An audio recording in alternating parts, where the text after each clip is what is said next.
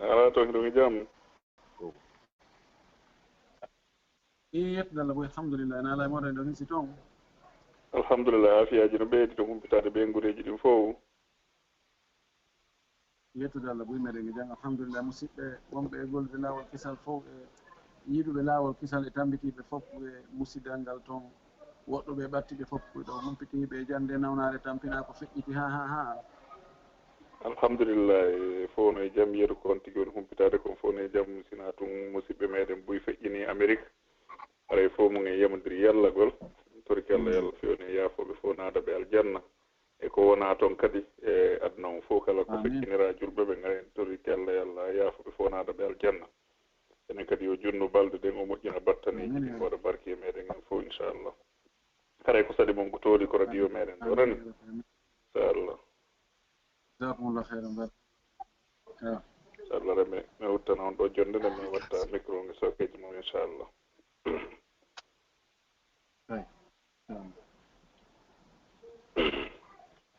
الحمد لله رب العالمين ثم الصلاة والسلام على من بعث رحمة للعالمين نبينا محمد بن عبد الله وعلى أهله وأصحابه ومن تبعهم بإحسان إلى يوم الدين وسلم تسليما كثيرا أما بعد السلام عليكم ورحمة الله وبركاته musidɓe julɓe tedduɓe wonɓe men heɗitade ko radio meɗen laawol kisal ɓaawo yettude Allah subhanahu wa taala on allahjo waɗɗo ko hana yettirede o yetti hoore makko o fodisi enen ɓiɓɓe adama ɓen kadi e yetti nemaji ko waɗani en kon o ɓeydey si en dulli e ronki yettude haray nanngal makko ngal lette makko ɗe no satti ɓaawo ɗum donɗe nelaɗo sallllahu alayhi wa sallam on nelaɗo hanaɗo attorede du'anede kala ko Allah tagi kon o yettini ko Allah nelimo kon o yettiniri ɗum hoolare en torki Allah subhanahu wa taala yallah ɓeydu yurmede e teddungal e maɓɓe kamɓe ɓe gureji maɓɓe saaba e maɓɓe wondunoɓe e maɓɓe wondugal moƴƴugal e kala jokkitiɗo laawol ngol ɓe wonnogol ha ila yawmil qiyama Allah ara koye ɓe yimɓe ɗon jeyaɗen allahuma amin ɓaawa ɗum haray min salmini on salminago islam salminago addeyngol giggol e wowodiral hakkudeji julɓe ɓe wona nelaɗo on hollirno noon hakke ma ko fimaggol mawni Allah no janti fimaggol ko alqouranare mawnude teddude haray musidɓe julɓe tedduɓe hande kadi o jemma ɗo haray hiɗe wonde e ceernoɓe meɗen tedduɓe e ɗum woni docteur Mouhamadou Wuri Bari haray ko radio meɗen ɗo hiɓe andintinana en ɗo yogaji e ko anduɗen e ko en anda fi ndu lewru teddundu woni lewru korka e wondu arde ɗo e o saa e raɓɓuɗo ɗo e woɗeɓe tawaka en torki Allah subhanahu wa taala yallah yaahoɓe o tawna en o jaɓana en o tawna en suumayji ɗuɗuɗe kadi allahuma amin haray hiɗe gandintina ko woni ko technique ɗo hande kadi ko yumma meɗen hajja Fatmata ñippi wondude cheikh Mamadou Aliou Bari cheikh Alpha Oumar Diallo e musidɗo moɗon Abdallah Diallo haray inchallah haray hiɗe gandintina jama on kadi haray muhadara on hino feƴƴide ko live meɗen ko ɗerol meɗen Facebook haray ɗe gandintina kadi ɓaawo muhadara on kadi wonande kala ɓe heɗitaki haray ɓe wawi jokkitoyade en ko page meɗen YouTube inchallah haray ɗe gandintina kadi daiman wabada fi darsuji docteur ɗin nokku kala e nder leydi meɗen ndi Laguine e ko radio ji eko juulirɗe eko duɗe e haray ɗe gandintina ɗum noon kadi jama on fof haray ɗen toro jama on kadi jokkitagol ɓe inchallahu nafooreji ɗuɗuɗi no woodi e muɗum kamɓe karmakoɓe meɗen wonɓe ɓen toon ɓe fof maɓɓe inchallah haray inchallah ko saɗi moɗon ko tooli docteur haray jama on fof hino weltani on hino jarni on minen tori Allah no yimɓe ɓe weltorani on ni yo Allah weltoran on ɓuri noon ɗen o yaafo moɗon fatiɓɓen fof naadaɓe ko aljanna o waɗa barki e ɓiɓɓe ɓen o accaɓe kamɓe kadi ha ɓooya juuta o waɗa ɓe ɓiɓɓe lontotoɓe ɗe ɗo golle moƴƴe hara kono Allah faalira noon allahuma amin o e kafa on onon e julɓe ɓen fof haray sarahatan wallahi harana ko mantugol hiɗo weltana hiɗon jarna sabu noon wakkilare nden no tiiɗi yo Allah ɓeydu cellal ngal o ɓeyda balɗe ɗen o moƴƴina kadi o ɓeyda sutura on o danɗen en fof wirtere ko aduna makko ɗe ko lahara makko ya Allah haray ko saɗi moɗon ko tooli haray mi watti micro ngi sokeje mawɗo inchallah jazakallahu khayr cheikh Abdallah yo Allah heɓe ko ɓuri moƴƴude bismillahi rahmani rrahim alhamdulillahi rabbil alamin وصلى الله وسلم وبارك على نبيه الأمين وعلى آله وصحبه ومن تبعهم بإحسان إلى يوم الدين اللهم لا علم لنا إلا ما علمتنا إنك أنت العليم الحكيم. اللهم علمنا ما ينفعنا وانفعنا بما علمتنا وزدنا علما. اللهم اجعل علمنا حجة لنا لا حجة علينا. رب اشرح لي صدري ويسر لي أمري واحلل عقدة من لساني يفقهوا قولي. الحمد لله الذي فرض على أمة محمد صلى الله عليه وسلم صيام رمضان ليزدادوا تقوى وإيمانا. الحمد لله على هذه النعم الظاهرة والباطنة. الحمد لله على كل حال. نسأل الله من تحول حال حسنة إلى حال سيئة. نحمده ونستعينه ونستهديه ونعوذ به من شرور أنفسنا ومن سيئات أعمالنا. من يهده الله فلا مضل له ومن يضلل فلا هادي له. أشهد أن لا إله إلا الله وحده لا شريك له وأشهد أن محمدا عبده ورسوله. بلغ الرسالة ونصح للأمة وأدى الأمانة وجاهد في سبيل ربه وعبده حق عبادته حتى أتاه اليقين. صلى الله عليه وعلى آله وأصحابه ومن سار على منهجه واتبع سنته وتمسك بدينه إلى يوم الدين. معاشر الإخوة المستمعون والمستمعات لهذه الإذاعة المباركة، إذاعة سبيل النجاح والفلاح والسعادة، أحييكم بتحية الإسلام، تحية أهل الجنة في الجنة. جعلني الله وإياكم من أهلها ومن خالديها. تحيتهم يوم يلقونه سلام. السلام عليكم ورحمة الله وبركاته. وبارك الله في أوقاتكم وفي أعمالكم وفي أعماركم، وجمعنا وإياكم جميعا في أعلى الجنان. محاضرتنا اليوم أو كلمتنا اليوم في هذا الضيف الكريم الذي سيحل بنا قريبا، وهو رمضان أو شهر رمضان الكريم. أسأل الله أن يبلغنا هذا الشهر الكريم وأن يرزقنا العمل الصالح فيه الذي يرضيه عنا، وأن يتقبلنا وأن يتقبل جميع أعمالنا وجميع أعمال المسلمين. اللهم آمين. en yetti allahu subhanahu wa ta'ala tedduɗo mawnuɗo towɗo seniɗo handuɗo yettede moƴƴiɗo meɗen waɗi en ɓiɓɓe adama tedduɓe, waɗi en julɓe, waɗi en jeyaɓe moftanelaɗo muhammad sallllahu alayhi wa sallam. moƴƴori e meɗen nemaji heewuɗi ɗi limugol andata ittiri muɗum. nema ɓurɗo mawnude on ko allah nemin en kon o moƴƴori e meɗen ko waɗugol en julɓe. si neɗɗo woni julɗo, hulowo allah, feewuɗo, jogiiɗo jikku moƴƴo, haray ala e nemaji ɗin e moƴƴiriji ɗin ko heɓali. en yettimo hiɗen qirro ko kanko goto woni allah reweteɗo ɗimmojo ala, kanko tun hiɗen toro yo juulu enelaɗo meɗen muhammad sallllahu alayhi wa sallam, o mo o nuli e meɗen saabu yurmede, nuliraɗo fi teddungal, fi ɓuttu, nuliraɗo fi peewal, fi yurmede, fi daɗal, fi kisal, fi malal, wonande jaɓuɗo nelal makko ngal huutori. allah waɗi en jaɓuɓe huutori. hiɗen seedo wonde o yettinno ko o nela ko o laaɓani mofteɗen reedu, o ɓanginani en ko honɗum naarata en aljanna, ko honɗum dandata en yiite. hujja on timmi. hande kadi hay goto ala ko lamitora, ala ko hujjinora, ala ka jogito hay hunde inna min ko sabu ɗum ɗo haynomi feewa, ko sabu ɗum ɗo haynomi wona julɗo moƴƴo. yo allah juula e o nelaɗo meɗen, juula e sahaba ɓen fof, juula e hoore kala jokkuɗo ɗina kaɓe jokkuno kan allah tawara kandina jokkuɗen. allahumma amin. musidɓe julɓe tedduɓe hettiɓe, fewndo ɗo laawol kisal, yo allah hisin en, yo allah dandu en bone nde nawnare ɗo, yo allah ittu nde nawnare kala ka nde woni e hoore leydi ndin ɗo. kala nawnuɓe nawnare nden ɓen fuu yo allahu dikkimɓe. kala julɓe luttuɓe e mumɓe yo allah winduɓe yamɓe shahide o yaafa bakatuji maɓɓe ɗin, hawta en e maɓɓe ka aljanna goɗɗo towɗi. yo allah dandu en boneji ɗin fof kala kadi iwri, ɗi anduɗen e ɗi en anda, suuɗiɗi e feeñuɗi. danda en bone ayɓe ɓen fof, danda en dendanangal jomiraɓe boneji ɓen ɓe allah jonni doole tawa no boni annuyeji, no boni kuuɗe. allah waɗu e moƴƴuɓe, waɗa e naatoɓe aljanna. hara hiɗon jarna, hiɗon weltana wonɓe e yangade fii no diina l'islamu kan heɓira doole,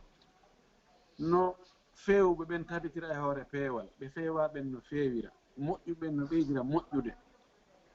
woni ko e o radio ɗo, woni ko e radio ji goɗɗi goo, woni e wakkilare kala ko on tigi wakkili en tori Allah, yo allahu jaɓan en e golle meɗen, yo Allah laɓɓinan en annuyeji men. mi torki Allah ɓayi ko an woni Allah gooto, ala ɗimmo, ala ko ronkuɗa. Allah laɓɓinan men annuyeji amen ɗin, hara ko min watta kon fof e dewe ɗen ko sabu ma an. hara ko min watta e dewe ɗen kon fof ko sabu ma an. jaɓanamen ɗum, maranamen ɗum ka cheytane yiyata ɗum sakko junngo mum hewta, hara ɗum bonata ha yoɓiramen ɗum aljanna ɓurɗo towde. allahumma amin. haray en weltani kadi wonɓe e tokkidirde e ɓoggi ɗin ha haala kan hewtoya on ton. ɓe musidɓe maɓɓe min wondi ga e onon wonɓe toon technicien ɓen fof e karama koɓe wonɓe yewtude o radio ɗo e radio ji goɗɗi goo, yo Allah longiɓe konnguɗi goongaji ɗi o yiɗi o yarli, hara ko wowliraɗi fi makko kanko tun Allah. yo Allah arsu ko heeɗi ɓen kadi e faamugol ko yewta kon, hara kono hani famirde noon, jaɓa kadi huutora, naftora, nafa ɗum ka adnaga e ka lahara. haray e toɓɓere men nden ɗo ko fi o koɗo saatiɗo o ɓattike no gasa yontere hannde, haray wonno ko go'o no gasa. yo Allah tawnu en ndu lewru toriki Allah raɓɓiɗi kono en andi buy sama e hakkude ɗo e lewru no hewtude. Allah taw hara enen hiɗen wuuri, hiɗen selli, o arsika en kadi wawugol wadde dewe ɗen e ndu lewru ɗo, o jaɓana en ko rewɗen kon kadi fuu. haray ko fi ndu wonɗen e yewtude fi muɗum, ndu yewtama fi muɗum wona ndu na hikka tundu fuɗɗi. ndu bi Allah farli ndu e hoore moftaniraɗo ɗen, ɗum woni duuɓi wulure e 400 e goɗɗum. kono jumare be watte khutba ɗon andi yette soɓɓe ko ɓe mantane ndu, ɓe waccane ndu, ɓe wolane ɓe baraji ɗin ha si ɓe heɓa courage ɓe wakkilo fi horugol ndu. haray fi korka kan tun taho no jogii ɓural haysi na suumaye. ɗen andi korka no waɗi pecce pecce, no woodi korka go ko waɗɗika. korka waɗɗika kan ko ka Allah waɗɗini goɗɗo e ka neɗɗo on waɗɗini hoore mum. korka ka Allah waɗɗini hoore men kan ko suumaye on tun. si on tigi wawi howrude ndu, si tawi o wawali howrude ndu sabu nganto hara yoɓoygo ngon kadi no waɗɗimo. ma ɗum korka ka on tigi waɗɗini hoore muɗum, ɗum ko korka fodore. si on tigi takki no tukulorɓe wirta noon, waɗi takke ma waɗi fodore, wi Allah mi anniyanike ma mi horante balɗe ha sabakari, haray kaɗo korka ko waɗɗika. ma ɗum kaffara, si tawi on tigi nandini ɓeygu mum e yumma muɗum, o heɓali yette sojo rinɗinteɗo, ɗum haray waɗɗike mo horugol lebbi ɗiɗi jokkidira, kanɗon korka ko waɗɗika. ma si on tigi wari goɗɗo e hoore kawral, ɗon kadi si o heɓali rinɗinteɗo ko yo horu lebbi ɗiɗi o jokkidira, kanɗon korka kadi ko waɗɗika. si on tigi wondi o waɗay goɗɗum o waɗali, ma o wondi wonde o watta goɗɗum tun o waɗi, ɗon kadi si o heɓali ɗiɗa tati noon rinɗinteɗo, ma ñammingol miskinɓe 10, ma holtingol miskinɓe 10, so heɓali ɗum ɗon haara horugol balɗe 3 waɗɗike. ko ka ɗo woni korka waɗɗika kan. ko lutti kon ko sunna, ɗum ɗo hino juuti. Allah noon subhanahu wa ta'ala o yoɓay korka wo korka joddi mawnudi. jentite ɗo nelaɗo men sallllahu alayhi wa alihi wa sallama no makana en fi ɓural e moƴƴere ko woni e korka. ɗum ɗo ko korka kam fuu. o Abu Hurayra o filli radiallahu ta'ala anhu, hadith mo imam Ahmad imam Muslim filli ka defte muɗum. Abu Hurayra wi'i tabiti wonde nelaɗo meɗen sallllahu alayhi wa alihi wa sallam o maaki: kullu amali bini adama lahu illa siyam fa innahu li wa ana ajzi bihi والصيام جنة فإذا كان يوم صوم أحدكم فلا يرفث ولا يسخب ولا يجهل فإن شاتمه أحد أو قاتله فليقل إني صائم مرتين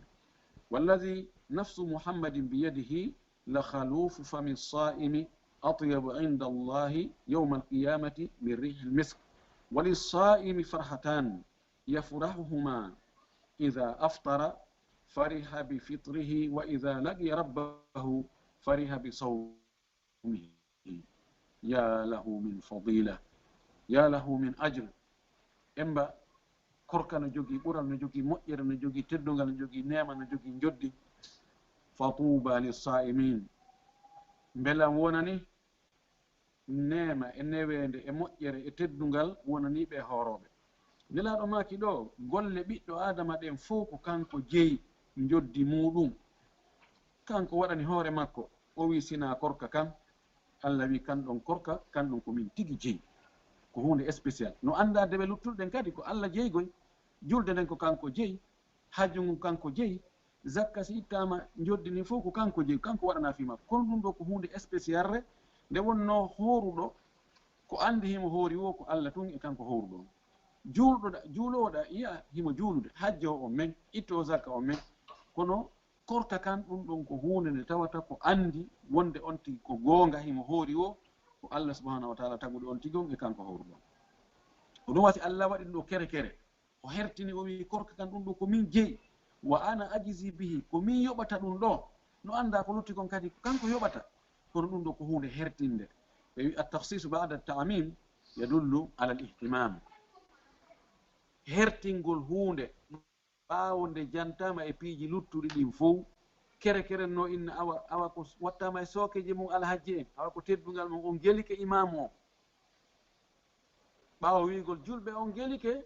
inna e awa almami wattama e sookeje mum, ko ɗum maka ko teddungal mum. Ko ɗum ɗo wasi yani ɗum ɗo ko yani hertingol ngol ɓaawo hunnugol no tindina wonde ɗum ɗon no jogii himme, no jogii teddungal feerewal. Nde wonno golleji ɓiɗɗo adama ɗi fopp si ɗi moƴƴi ko waɗira fi Allah kon ko Allah yoɓata, kono o wi noon awa korka kan noon ɗum ɗon ko min goyi. O wi e ɓural korka, o wi wassiyamu junna. Korka ko heedode, ko barrage, ko défense, danday huuruɗo on e lette, danday mo tanaji, danday mo cheytane, ko hijabu no wirete noon, ko heedode hakkunde on tigi e bakkatuji ɗin e tanaji ɗin e musibaji ɗin e lette ɗin. O wi si tawi goɗɗo e moɗon no hoori, ñallal ngal goɗɗo e mum ngal hoori ngal, wota o waɗu ta o jillodi, ko waɗu ko yowodiri e rewɓe ɓen, e fijidugol e rewɓe, farodirgol e rewɓe, lunnagol rewɓe ɓen, waɗugol ɗin piiji wowlugol ko yowodiri e awraji, ko memminta faale ha on tigi bonna korka mum, ta on tigi waɗɗum de. O wi wota on tigi won kadi e sonkowo ñaaɗugol, wota on tigi e tooñu yimɓe ɓen kadi, wota waɗu piiji bula o yaagal e njofo yaagal. Yo rento e ɗin ɗon fof yo won neɗɗo makko ba, neɗɗo timmuɗo haqqille, neɗɗo anduɗo ko woni e gerde. Si goɗɗo yennimo ma yani e makko fi yoɓe piiru, kanko tawa yettude, tawa yetto hoyre nden, tawa si goɗɗo provoque mo fi gere, wota tawa darto kanko. Yo wi honɗum, yo wi he min miɗo hoori, min komi horuɗo dey. Lamaki o wondi, o wi mi wondirimo wonki Muhammadu kin woni e jungo mum ɗum ko Allah. O wi hunduko hoorɗo ko luuɓata kon, ɗum no wela Allah no ɓuri ko angiri, ko misk, tiiri misk ko urata en kon. Luuɓugol hunduko hoorɗo no wela Allah ɓuri ko parfum ɓurɗo urude kon ko welata en enen kadi sen urnike ɗum. Laaɗo maaki howruɗo no mari weltareji ɗiɗi, o weltoto ɗin ɗon ɗiɗi. O wi si tawi o huntike, o weltora ko hunti kon. Si o hawroyi e Allah, Allah yoɓimo joddi korka kan, o weltoray korka makko kan. Oɗo hadis ko selluɗo ken, imam Muslim no fillimo, kam imam Ahmad e imam Nasa e woɓɓe go. ɗum ɗo ɓurinta en ɗuɗɗin, ta en ɗuɗɗin jantagol fi ɓural korka. Joni aren tun ka suumaye ɗo, kayru kadi ndi jogii ɓural hertingal harana ɓure luttuɗen hiɗen andi horugol taw suumaye ko farilla si tawi charteji ɗin timmi, ko tugalal nayaɓal ngal e tugal l'islamu ɗen no arnon hadi selluɗo buni al islamu ala 5 shahadati an la ilaha illallah wa anna muhammadan rasulullah wa iqami salati wa itai zakati wa sawmi ramadan wa hajji baytillahi alharam. Julɓe ɓen fof no fottani wonde si chartiji waɗɗagol korka timmi e hoore goɗɗo, haray ɗum waɗɗike. Ɓe tuugini e ɓe tippi ka fottugol maɓɓe ɗo e hoore dalilji ɗin, wano o aya mo Allah subhanahu wa ta'ala wi ya أيها الذين آمنوا كتب عليكم الصيام كما كتب على الذين من قبلكم لعلكم تتقون. هاك أوي شهر رمضان الذي أنزل فيه القرآن هدى للناس وبينات من الهدى والفرقان فمن شهد منكم الشهر فليصم. هكا آية ولن يدو الله سبحانه وتعالى ويكو أنو يجلبه farlama e hoore moɗon horugol suumaye wano farlano noon horugol kadi e hoore woɓɓe goo attinoɓe on ɓen e moftare ɗin fi on hun Allah ha o wi mo yii e moɗon lewru suumaye yo horu ndu e dalilji goɗɗi goo mofteɗe fof no fottani ɗum ɗo yon noon ko honde korka kam waɗɗoto on tigi ko si tawi taw o woni julɗo o woni joomirawo haqqille o woni hellifaɗo o woni selluɗo tawa himo jooɗi ka makko na wonɗo setejo na setejo siko sonnajo tawa o wonda e ƴiiƴan farilla ma ƴiiƴan jibingol si tawi ɗiɗo timmi haray horugol ngol waɗɗike on tigi si on tigi ko julɗo ko hellifaɗo ko o jon haqqille ko o selluɗo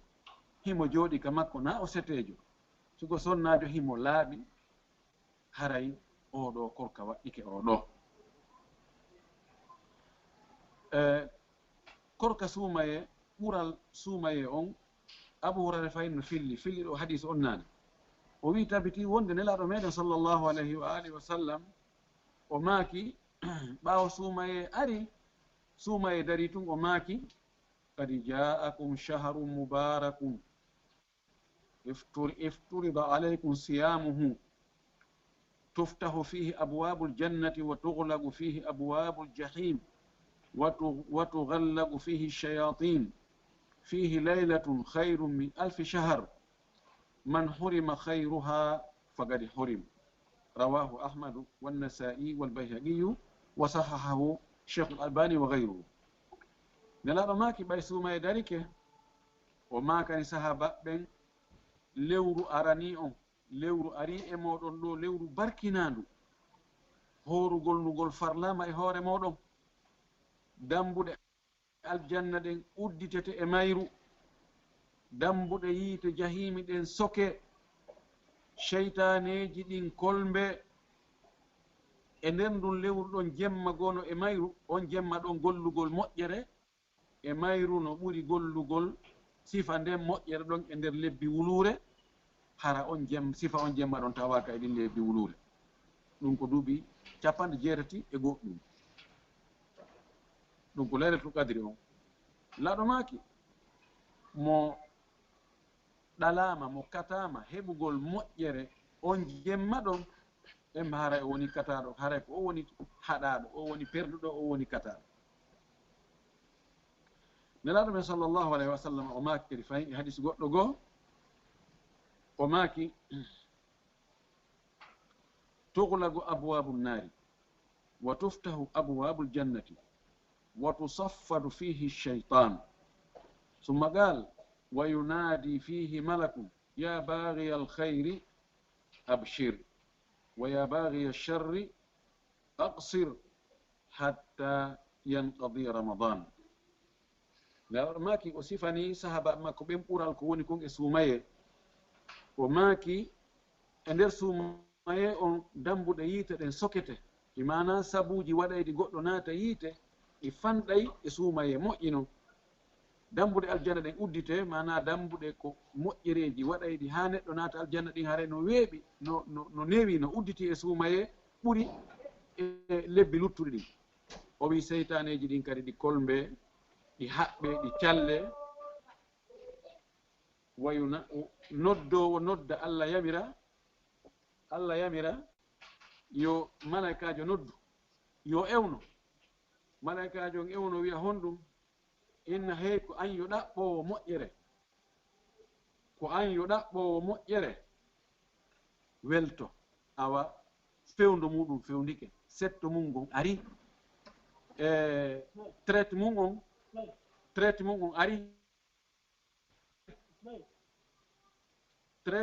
ari welto ha an ɗaɓɓowo bone raɓɓin ɗinno fewndo ɗo na waktu muɗum na fewndu ka bone watte ɗo, fewndu ka yimɓe fof woni ɗaɓɓude moƴƴere, ka fof woni ɗaɓɓude aljanna, ka fof woni e foolondirde, ka fof woni ɗaɓɓude wela e Allah on. Oɗo fewndu ɗo tawaɗɗo ko boni, o wi ɗum ɗo jemmaji ɗin fof e ñalowmaji ɗin malaikajo ewnoto ɗum ɗo e nder suumaye o. Suumaye o ko honno o tabitirta lewru suumaye, ko honno tabitirta lewru suumaye no tabitira si tawi juldandu sabodu suumaye timmini balɗe 50 nde wonno enen lebbi men ɗin e ngala lewru ndu balɗe 31. laaɗo maako no sallllahu alih w sallam o maaki asharu hakada wa hakada wa hakada, o eɓɓi wonde lewru ko balɗe 29 ma ɗum balɗe 30 feƴƴata ɗo. si saboru suumaye heeɓi balɗe 30 haray ñallal heedowal ɗon ngal ko goo suumaye ɗum ɗo no fottana. ma ɗum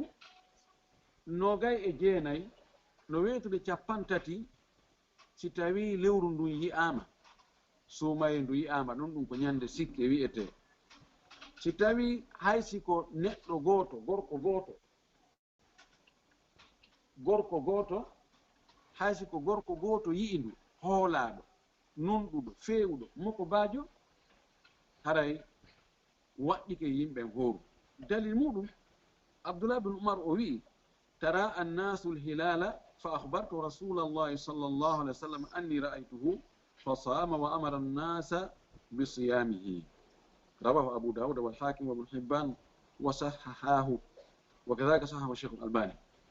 Abdullah bin Umar o wi'i yimɓe ɓe ɗaɓɓiti darorɗe suumaye fof no ndaron tara annasu, yimɓe ɓe ndaari mo ɓeeno en o yiindu awa ndaren ndu,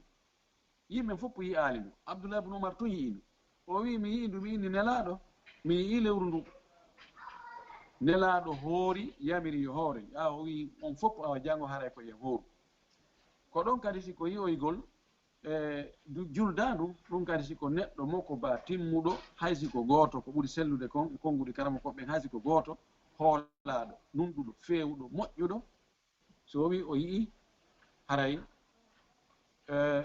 yimɓe ɓen taƴay fi kala jumhur en ko yaari ko wonde ko be wona yimɓe ɗiɗo. laɗo salah sallam o maaki kadi fayin ko hollata en wonde lewru ko honno darorta, ko honno tabitirta woni no darike. o maaki o hadis mo Abu Hurayra filli ɗo sumu li ru'yatihi wa aftiru li ru'yatihi fa in humma alaykum fa akmilu iddata sha'bana 30 yawman, muttafaqun alayh. o maaki hoore son yi'i ndu ɗum ko suumaye on, taƴe son yi'i ndu ɗum ko juldaandu. si tawi niɓɓiti ka daragol suumaye, o wi timmine limore saboru suumaye ɗum balɗe 30 haray ngal ñallal heedowal ɗo ngal haray ko go'o suumaye. karama koɓɓen no wowli piiji bus fi tabtugol lewru ndun, tentini luutodirgol darorɗe ɗen. si tawi joni leyɗe ɗen nangue fuɗɗitata e majje, masalan innen wono lagine ɗo e Europe, lagine ɗo e Amérique, lagine ɗo e Saudi, nangue fuɗɗitata bimbi, ɓeya nangue fuɗay wona ha ngue to wasi, ɓeya kay nge hewto nge yaltita ka maɓɓe. ko noon kadi niɓɓay ka ɓeeɗa, hara niɓɓali ka ɓeeɗa. est ce que haray ɓen ɗon ɓe fof si ɓee to yi'i, so waɗi misal so tawi Saudi yi'i suumaye, haray waɗɗike julɓe ɓen fof kaɓe woni o e aduna on yoɓe hooru. ka leydi be ko tuma yi'ani hoore mum wosi hoora. ko noon kadi ka juldandu, si tawi Saudi ɓe yi'i juldandu, haray waɗɗike julɓe kaɓe woni toon fof haray ko yoɓe taƴu. ka kamɓe kadi koɓe habbo ha ɓe yiyana hoore maɓɓe. no waɗi konngol ɗiɗi, karama ko ɓurɓe ɗurde ɓen no jeeya maɓɓe almamiɓe 4 ɓe yaari wonde haray si leydi wootiri yi'i, tawi ko yimɓe andiraɓe tabintinnugol fi lebbi ɗin, hoolaɓe, nunɗuɓe, ɓe wowlirta faale, haray waɗɗike julɓe ɓen fof ɓe hooru. sabu o hadis mo jannguɗen naane ɗo nelaɗo ko ewni ko julɓe ɓen fof wi haali ɓe wonɓe Europe wona, wonɓe Afrique ɓen ma, wonɓe Asie ɓen ma, wonɓe Amérique ɓen, o wi ko hoore so yii ndu ɗum ko julɓe ɓen no anndanamo be yiyanta hoore mum ko si tawi julɓe yii haray luttuɓen ko yo maho ɗon taƴe so yii ndu woɓɓe goo yawi o woye si leɗɗen no woɗɗodiri tawi ɓeeto nange muta e hara ɓeeto nge mutaali ɓeeto nge fuɗa e hara ɓeeɗa nge fuɗaali ɓeeno e jemma on hewti ka maɓɓe to jemma on hewtaali haray mo bee ko yo habbo haa to mo yiyani hoore muɗum sabu oɗo wiyeteɗo Kurayb sonnaajo wiyeteɗo Ummul Fadl imminamo yo yaw Sham o yahi Shami toon e haaju on sonnaajo suuma e daroyimo toon o wi kanko tigi o yii lewru ndun alkamisa no weetde juma o woni toon haa lewru ndun woɗɗi o arti noon Madina ɓaawo ari Madina Abdullah ibn Abbas landimo inni ko honde yiiɗon toon lewru ndu o wi menen komin yiinoro toon ko jemma alkamisa no weetde juma Abdullah ibn Abbas inni an tigi a yiino ndu o inni mi yiino ndu yimɓe ɓen kadi yiindu ɓe hoori Muawiya kanko wonno khalifa julɓe ɓen amirul mu'minina kanko tigi o hoori o ɓayi o yi'indu Ibnu Abbas o wii menen noon ko min yiindu Madina ɗo ko juma no weetde asewe min sertano meɗen hoora min kontina e hoorugol ngol haa min timmina balɗe 30 ma ɗum min yii a julda an ɗum ñande noga e jeenno weetde 30 Kuraybu inni a yondinorta ko Muawiya yii kon o hoori on tumati Kuraybu inni Abdullah ibn Abbas o wi mi yondinorta ɗum ɗum ko wano ni nelaɗo sallllahu alih w sallam yamiri men o hadis ɗo imam Ahmad no fillimo imam Muslim no fillimo imam Tirmisi no fillimo kono ko no tañina ko ɓuri sellude kon ko wonde si leydi go o yii hoolaani mi tawata karamakoɓe kummaluɓe no e muɗum haray julɓe ɓen fof yoɓe hooru ko noon kadi si tawi ɓe yi o yi juldandu haray fof ko yo taɓi ko ɗum ɗo ɓuri sellude so en ari tugale korka kan ko tawata korka kan horuɗo heɓata baraji si tawi ɗum ɗon waɗali o wiyataki o heeɓi korka eyno ɗo ɓay piiji ɗin fof no mari ko tawata gastako e ɓaawo mo kala hunde nde yiiɗa no woodi ko tawata si ittama e mayre taway nde kontatake hande kadi no woodi ko tawata si ittama e mayre hatta ko lutti kon no hutore no ɗuñƴitore ko ɗum wiyete arkan tugalal arnal ngal fi korka kan yo ka wonu korka ka jaɓe o wi al imsaku anil mufattirati min tulu'i l fajri ila ghurubi shams ko jogitagol hoore muɗum hara memaɗi taƴinoji ɗin bonnoji korka ɗin hara o memaali ɗi few o jogito hoore makko e ɗin ɗon ɓorde ka fajiri ndin feeri ɗo ha nange muta sabu honɗum dali muɗum ko Allah subahanahu wa taala ka o wi ɗon فالآن باشروهن وابتغوا ما كتب الله لكم وكلوا واشربوا حتى يتبين لكم الخيط الأبيض من الخيط الأسود من الفجر ثم أتموا الصيام إلى الليل وي باو آية on ka fuɗɗi ɗon ko wonde Allah subhanahu wa ta'ala andi hari yimɓe ɓen no waɗude hoore mum ƴoyre no janfitade hari law fewndo ko suumaye on fuɗɗi tun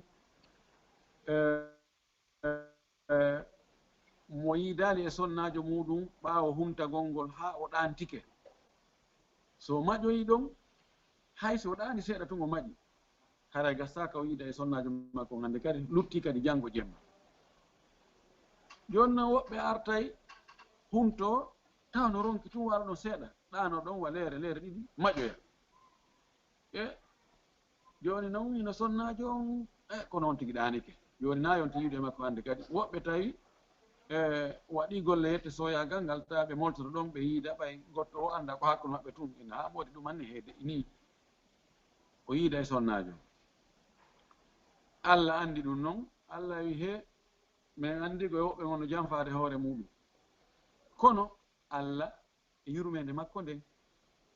e newende makko nden e moƴƴere makko nden o itti ɗum ɗo o inni joni jemma on fof ɓorde ka futtoro heewi haa fajiri ndin ka feerata ɗon hakkunɗo fof nde on tigi faala o yiide sonnajo mum on woni o ɗaanike o fini woni o ɗaanaki o fini fof joni o witti joni noon yiide e sonnaɓe moɓɓe ɗaɓɓon ko Allah farlani on yon ɗaɓɓu kon ɗum ko ɗaɓɓugol ɓiɓɓe ɓen ñaamon yaron haa tuma e sendodiri hakkunde e fajiri goongari ndin e fajiri ndi wona goonga ndin haa fajiri ndin feera ɗon on tumati noon jogitoɗon ɗon acciron ni ñaamugol e yargol e yidugol e sonnaɓe ɓen anniron ɗon korka kan haa tuma e summa timmu siyama e layl hewtino noon korka kan jemma haa tuma nangue muti wo gan ɗum ɗo ko be si korka kan timmay ko be on tigi acca taƴinoji ɗin bonnoji korka ɗin ɓorde ka fajiri ndin feeri ɗon e nangue mutude hakkude ɗon tugalal ɗimmal ngal e anniyatu ko annuye o si on tigi o ñaamali o yarali o yidali e sonnaji o dakmitaki ɓorde ka fajiri ndin feeri haa ka nangue muti ko haɗi waɗa ɗum ko angal heɓugol ma sabu nawnare ma haqqille makko ɗen o faalaka to hundukon no metti kono o anniyaki ɗum ɗo ko ɓattorgol Allah ɗum ɗo nge heege ɗo e ka ɗon ka ɗo e o faale mo humtaka ɗo ko waɗiri ɗum ɗo fof ko fi ɓattagol Allah ko heɓugol baraji ɗo haara baraji ala ko ɓe on tigi anniyo annu yeno na on tigi wowlu nawigol Allah mi annike horugol janngo ma mi annike horugol lewru suumaye ndum fof ko ka ɓernde on tigi fiɓata o ƴetta décision ɗon dali muɗum Allah subahanahu wa taala o wi wama umiru illa liyabudu llaha mukhlisina lahu ddin yimɓe ɓe yamiraka sienayo ɓe rew Allah goto pet ɓe laɓɓinanamo kadi diina kam tawi laɓɓingol diina ko annuye e ko ɓeydi e hoore annuye sabuna annuye no heɓo hara laɓɓingol ngol ihlas on hara heɓaki kono ihlas heɓata ko hara niya ala e nelaɗo sallllahu alayhi wa sallam o maaki innama al amalu binniyati wa innama likulli imri'in ma nawa ne golleji ɗin koɗi yoɓirtewo ko embere annuyeji ɗin ko neɗɗo mari kon e joddi golleji mum ɗin ko beru ko anniyi kon ɗum ɗo holli wonde kala ko anniyaka haray baraji ala e muɗum joni noon ko fewde on donti anniyoto ko jemma e korka farilla anniyorantake ñalorma amma korka naafiɗo no yeddodira si no anniye ñalorma si anniyatake ñalorma wona ɗum ɗo wonde yewtugol ɗo kono e jumhur en no wi anniyortake ñalorma imam ahmad e imam shafawi no anniyore ñalorma amma korka farilla ko ɓe on tigi anniyo jemma dalil muɗum e hadis hafsata radiyallahu anha qalat qala rasulullahi sallllahu alayhi wa sallam man lam yajma الصيام قبل الفجر فلا صيام له رواه أحمد وأصحاب السنن وصححه ابن خزيمة وابن حبان والشيخ الألباني نلم حفصة أو ماكي نلاد ماكي كرك أنياك من لم يجمع الصيام مفلتالي هورغول أني هورغول ko adi fajiri feerugol naano maki hara korka alanama hara o mara korka mana o mara baraji haysi o hoori kono haray ko heɓari baraji korka kan ɓay o anniyanoki jemma si tawi suumaye on lewru ndum darike innama ndu yiyama yo neɗɗo on julɗo hoorayɗo yo fiɓu ɗon anniye o hooray suumaye on fuu woni ko balɗe noga e jeenayi ndu waɗi woni ko balɗe capantati ndu waɗi ɗo ɓe wiyata anniyal amma annuye hunnuɗo imam malik e woɓɓe goo no wi oɗo annuye gaynayi abou hanifa e malik wi ɗum ɗo gaynayi kono ko ɓuri moƴƴude jemma be jemma kadi yo heeɗintin annuye o jemma be jemma ɓorde ka futoro heewi hakkude ɗon e subaka yo fiɓu ka ɓernde makko wonde ngal ñallal arowal janngo ɗo ngal ɗo kadi o hooraygal fi ɓattagol Allah ɗaɓɓa baraji ko heɓoto kon e korka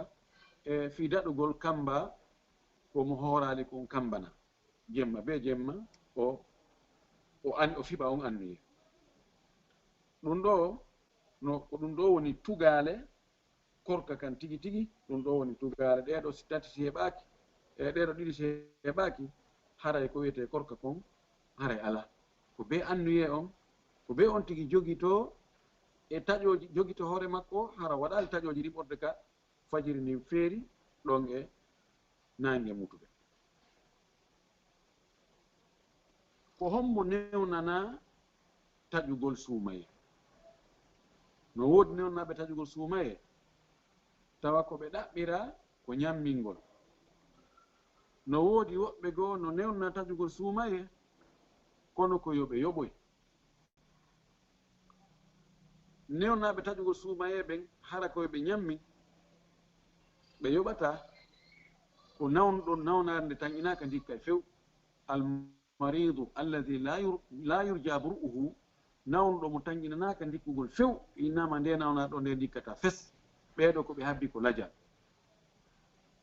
ɓeeɗo koyo ɓe ñamminane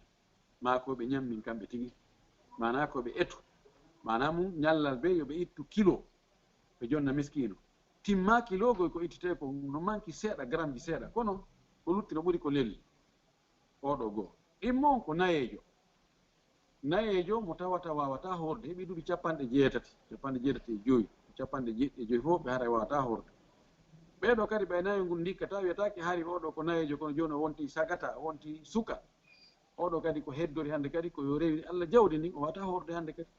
yo ñammi no yeddodira golloɓe golle sattuɗe tawa ko ɗum ɗon tumɓe mari arsike woɓɓe wi'i ɓeɗo kadi koyeɓe ñammi kono ko selli kon koyeɓe akkito ɗum ɗon ɓe yaha ɓe ɗaɓɓa nokku goo ka ɓe golla tawa heɓe wawi gollude ɓe naɓita ɗum ɗon e horugol suumaye on si tawi noon ari fewn ɗon golle ɗe ɓewne golli ɗum fewn ɗon no satti si ɓe akkitiɗen golle ɗon ɓe heɓata ko ɓe golla nokku goo ɓe heɓata ko ɓe ñaama ɗum non newnana ɓe yo ɓe taƴu haa ɓe hewtoya e période goɗɗo goo mo tawata heɓe wawi yoɓude kono so tawi ɓe ɗum kon woni 24 heures sur 24 woni hitande nden fof ko noon ɗum ɗon aray ɗen golle ɗon haray ɗe julɗo hana gollugoɗe amma newnanaɓe taƴugol haa gayna yoɓoya ko nawnuɗo Allah wi faman kana minkum maridan aw ala safarin fa iddatu min ayamin ukhra so tawi goɗɗo suumaye tawdimo e nawnare ma nawnare heeɓimo e nder suumaye o tawi nawnare nde o wawata hordugol e mayre saria l'islam on saria newiɗo saria yurmede saria daranowo yimɓe ɓen alhaali maɓɓe on no ɓe fewdodiri noon saria on newni yo taƴu o kipa nawnare makko nden o ɗaɓɓa lekki si wonoyi o ndikkoyi suumaye maayi o ndikkoyi o yoɓa noon beru balɗe ɗe o taƴunoɗen oɗo goo ɗimmo ko setejo wonɗo e voyage de wonɗo e hoore laawol si tawi o tawi horugol ngol tampinaymo sattay e makko no newna yo taƴu saabu no newna yo hooru kanko setejo on Jabir ibn Abdillah o wi'i meɗen setotono hara meɗen wondi ene laaɗo komin seteɓe hara no woodi amen hooruɓe no woodi amen taƴuɓe hooruɓe ɓen aybinta taƴuɓe ɓen taƴuɓe ɓen aybinta hooruɓe ɓen si on tigi no waawi hara o tampata yo hooru so tawi o tampay imo newna yo taƴu kono si o hewtitoyi suumaye maayi o hewtoyi ka makko haray ko yo yoɓu embere ɗen balɗe ɗe o taƴirno sabu seteyagal ngal no watti e maɓɓe sonnajo sowiɗo ma sonnajo muyninayɓe si tawi o tawi reedu ndun wawata yadandemo e korka kan o tampay ma ko woni ka reedu makko kon tampay ma kanko muyninowo on o tawata muynegol ngol e horugol ngol yadata kanko o lo'ay ma ɓiɗɗo on o tampay ko waɗi ɓiraɗan haray ɗuuɗa ka enɗi woni ko hoore makko o hulani woni ko boobon o hulani haray ɓeɗo ɗon ɓe newnanama kamɓe kadi taƴugol ko honɗum waɗɗoyiɓe konnguɗi jeetati no ɗon ƴetten ko suɓiɗen kon ko wonde koɓe yoɓoy ko nayi ɓe ñammi koɓe yoɓoy tun kono no woodi wiɓe koɓe ñammi nayi ɓe yoɓu ɗo e maɓɓe Abdoullah ibn Abbas e Abdoullah ibn Omar kono lasli on ko yoɓɓay ɓe ñawlike koyeɓe yoɓu ko ɗum woni lasili ɗum ɓeeɗo no newnana taƴugol ɓe yoɓoya amma sen ndaari fii ko tawata mo hoori himo haani waɗugol no moƴƴanimo kanko hooruɗon ka o waɗa ƴetten ɓuccen ɗon seeɗa woɓɓe ine ɗum ko neediiji korka ma woɓɓe ina ko sunnaaji watteeɗi ka korka hino ɗi ɗo seeɗaaji no jeya e sunnaaji ɗin taho sahuru e sullagol ɗum ko ñaamugol hoore subaka nelaɗo men sallllahu alayhi wa alihi wa sallama o maaki tasahharu fa inna sahur baraka o maaki sulle sabuna sullaari ndin ko barki oɗo hadis no fotta e sellugol muɗum o maaki kadi kanko laɗo sallah sallam aleykum bi hada sahur fa innahu alghidau almubarak o wi mi yamiri on ndi sullaari ɗo mi yamiri on ndi sullaari sullagol sabuna sullaari nden ko coƴƴa barkinaaɗo ma ko ñaamete barkinaaɗo yo noon sullagol ngol woɓɓe inna min simi sullike reedu ndum uppay mami looƴitoto mami a itay mami waɗa ɗum ɗo mami waɗa ɗum ɗa yani sullagol ko honno wi'ete oɗo sullike ko kala ko on tigi ñaami takko ka fajiri ni feerata ɗon jemma on e ɓaawo jemma on leeroyi kala ko on tigi ñaami ma ko o yari ko fanɗi wo o anni ɗum ɗo ko fii sullaari ni ko fii ñentingol nelaaɗo haray wi'ete o sullike si ko tamarore wotere on tigi ñaami haray o sullike si tawi ko kaasi um ataya o yari haray o sullike si ko weeru ndiyan o yari haray o sullike si ko jus o yari haray o sullike kala wo ko o maɓɓi woni o yaru woni o ƴakku woni o muytu haray kontama wonde haray o sullike naaɓe on tigi ñaama ha eero ma ɗum ñaama ha naɓa honno ndun ka looko ƴere mema ñirndi na ɗum noon de naabe ɗum ɗon waktu mum on sullaani ko ɓorde honto ɓe wi ko ɓorde ka jemma on fecci e hakkunde hakkunde ka fajiri ni feerta ɗon ko ɓura yiɗede ko yontigi nennu naɓa ha ka takko hoore subaka sabu hadise mo zeyd ibne thabit fili radiallahu anhu o wi'i tasahharna maa rasulillahi sallllahu alih wa sallam thumma qumna ila lsalati qultu kam ma kana baynahuma qala 50 ayatan rawahu albukhari wa muslim oɗo zeyd ibne thabit o wi mi sulludi e nelaɗo sallllahu alih w sallam min gayni sullagol tum min immi min yahi juulugol tum o landa noon kanko zeyd ene hakkunde on gaynugol sullagol e julde nde darnegol ko wano e apapere ko wano honɗum wonno hakkunde mum o wi apapere muɗum ko ɓeru ko ayeje 50 jangete ɓeru ko neɗɗo janngowo jande tajwid sellunde ko janngata ayeje 50 andi ɗum ɗo na ko juuti ɗum ɓurata fayda minti 15 minti 20 no jeeya ko yiɗa kon tawa si on tigi sikkitike fajiri feeri ma feerali tawa on tigi ñaamude tawa on tigi ñaamu kono si en wi on tigi sikkitike fajiri feeri ka feerali tun o ñaami feeñoy wonde fajiri ni jaka feeñi feerino so ko ñaami ko ɓuri sellude kon konngudi karama ko ɓen ko haray ngal ñallal ɗo ngal bonaali ko waɗi lasili on pelletti on non ko jemma on no lutti sikkitama fajiri ni feerugol ɓe inna ko qawaidul fiqhiya ɓe inna achakku alyaqinu la yazulu bichakki pelletti ittirtake sikke kono renta gongol ko si on tigi sikkitike taw ñaamu fewno ɗon no jeeya e sunnaji korkaɗin taajilul fitri yawnugol huntari ndi ɗum ɗo ko sunnaji welaɗi yette bari ɓe moƴƴino ani huntagol heña na accugol ha e hara fayda yimɓe yi'inirta enen kameɗen mawɓen hakken ko ɓe yiɗi diina ɓe sikkay ko noon tigi niɓɓiniri futuro on o ko noon baraji ɗin ɗuuɗiri si tawi a taƴi tawa fewn ɗon no henti seeɗa o ñaami suumaye on o ñaami ñalorma koyo acci ha niɓɓita fayda tawa hayna ɓeyna ndaaru leeɓi junngo ma ngon fanni ya yi'ude leeɓi junngo ma ngon haray futuro heewaade ko tuma niɓɓiti tawa a yiyata leeɓi junngo ma ngon ɗon haray futuro heewi ko yiɗugol kono yiɗugol e angal anndugol wallahi on tigi o yanayi e faljiriji jakale ko ɓuri moƴƴude kon ko humtagol law no yiɗana hooro ɗo yo yawnu humtaari ndin ɓaawo fellutugol wonde nange mutidey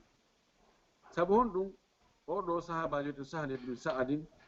o wi nelaɗo men sallllahu alayhi wa sallam o maaki la yazalu nnasu bi hayrin ma ajjalu lfitra rawahu lbukhari wa muslim laaɗo maaki yimɓe ɓen ko faandi ko mofti makko ɗen ɗo ɓe sertata e moƴƴere fannin hiɓe yawnude huntaari ndi fannin hiɓe huntade law ko ɗum waɗi ɗo ko ɓuri moƴƴude ko yon tigi ñaamu ha fayda o haara so juula futuro taƴirgol tun tamarore ma bomborre ma jinjarre ma jihu maɗɗo tun memina heege ngen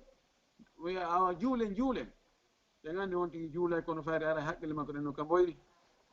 haqqille makko ɗen no ka futti haqqille makko ɗen no ka kettu fayda si salminama ɗon waggol baqiyatu salihati ma waggol sunna ratiba ɗum ɗon ara yejjitama ko diwidirgol ko ɗum waɗi ñamugol ha gayna non juula futuro on ko ɗum ɓuri moƴƴude nde wonno futuro on waktu mum no yanña waktu futuro ko fandi o ko fanɗi ƴettay 45 minutes hara futuro on feƴƴani ko ɗum ɗo selli ɓuri ko malikankoɓe ɓe wi kon wonde futuro on waktu almaghrib mudayyak no ɓittina no jeeya e sunnaji ɗin e taban ko no jeeya e sunnaji ɗin yon tigi taƴir tamaro si tawi no wuudi laaɗo sallllahu alih wa sallam oɗo hadith mo Salman ibnu Amir o filli o wi laaɗo sallah sallama ida kana ahadukum sa'iman qala ida kana ahadukum sa'iman falyuftir ala التمر فإن لم يجد التمر فعلى الماء فإن الماء طهور أري حديث قد كان صلى الله عليه وسلم يفطر على رطبات قبل أن يصلي فإن لم تكن فعلى تمرات فإن لم تكن حسوات من ماء رواه أبو داود والحاكم وصححه والترمذي وحسن الشيخ الألباني أيضا رحمه الله نلا رسول صلى الله عليه وسلم ماك Anas o wi nelaɗo men sallah sallam woni no himo taƴirayno korka makko kan rotabuje ɗum ko tamaroje mbuyne o wi si tamaro mbuyne ala tamaro yorɗe ɗen si tamaro yorɗe ala o surɓo surɓanle ndiyan o hadis ɗimmo ɗo naɗo maki si tawi goɗɗo e mon no hoori yo taƴir tamaro si tamaro ala yo taƴir ndiyan sabu ndiyan no laaɓi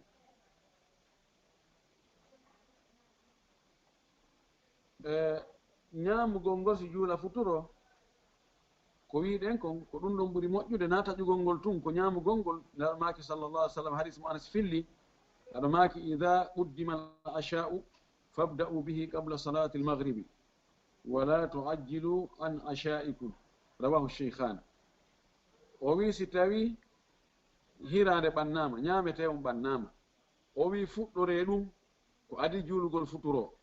wota on hawju e ga hirande mon nden taw on hawjir hirande mon nden dogon acci on hirande mon nden wi yawgol juula ɓe gandi julde nden ko ɗaɓɓa e mayre kon koyo haqqille juulowo on wonu ka julde ɓernde makko nden wona e ɗum o heɓa kulol Allah o deeƴa o waɗa piiji ɗin fof no ɗi hani waɗirgol no ruku on timma sujuudu on timma jande nden sella ko ɗum ɗaɓɓa si tawi noon haqqilɗen no ka ñaamete ɗiɗa piiji o waɗire tun joni mi hetto yandi haray baraji no ɗuyti tammum ɗum addu'au inda alfitri wa asna'i siyam du'agol ngol si on tigi ino hoori nder ñallal ngal o hoori ngal o du'o fewndu ka o humtoto ɗon kadi o du'o o toro Allah subhanahu wa ta'ala oɗo hadis mi andintinna en mo tum ɓay yimɓe ɓe no heewi wowlugol mo kono hadis on o sella Cheikh Albani no makiri noon wi'ugol o hadis ɗo mo mo Abdullah ibn Amr ibn al-As radiyallahu ta'ala anhu wi wonde nelaɗo men sallallahu alaihi wasallam o maaki e horɗo no mari du'a mo ruttataki wonde imo wi ayno allahumma inni as'aluka bi rahmatika allati was'at kulla shay'in an taghfira li oɗo hadith nasen kono tabiti allah sallallahu alaihi wasallam du'otono oɗo du'a o maaka ذهب الظمأ وابطلت العروق وثبت الأجر إن شاء الله تعالى نينا ما كان لو إن دونك كاي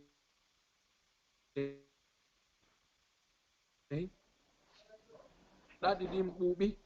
براجي دين تبتي إن شاء الله تعالى أو حديث الشيخ الباني وما كيما مؤمن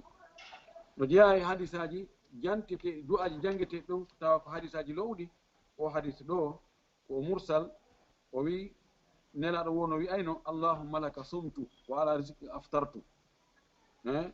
wi allahumma laka sumtu wa bika amantu wa ala rizqi aftartu faghfir lima qaddamtu ma akhartu hadith on ɗo wona o selluɗo yon tigi du haysi ko e ɗengal mum ngal yo allah okkata hunde kaari yo allah danna hunde kaari yon tigi hebbin toragol yaafuye bakkatu yon tigi hebbin toragol tabital e hoore peewal yo allah yon tigi heewu toragol aljanna o toragol yo allah dandu mo yiite o ta noon to mati moƴƴereji aduna ɗin no jeeya e sunnaji ɗin wonande horɗo alkaffu amma yatanafa ma siyam accugol piiji luutodirɗi e fandare korka nden piiji boyi no woodi tawata ɗum ɗon no luutodiri e ko ɗaɓɓa kon e korka wano ñoore wano fenaande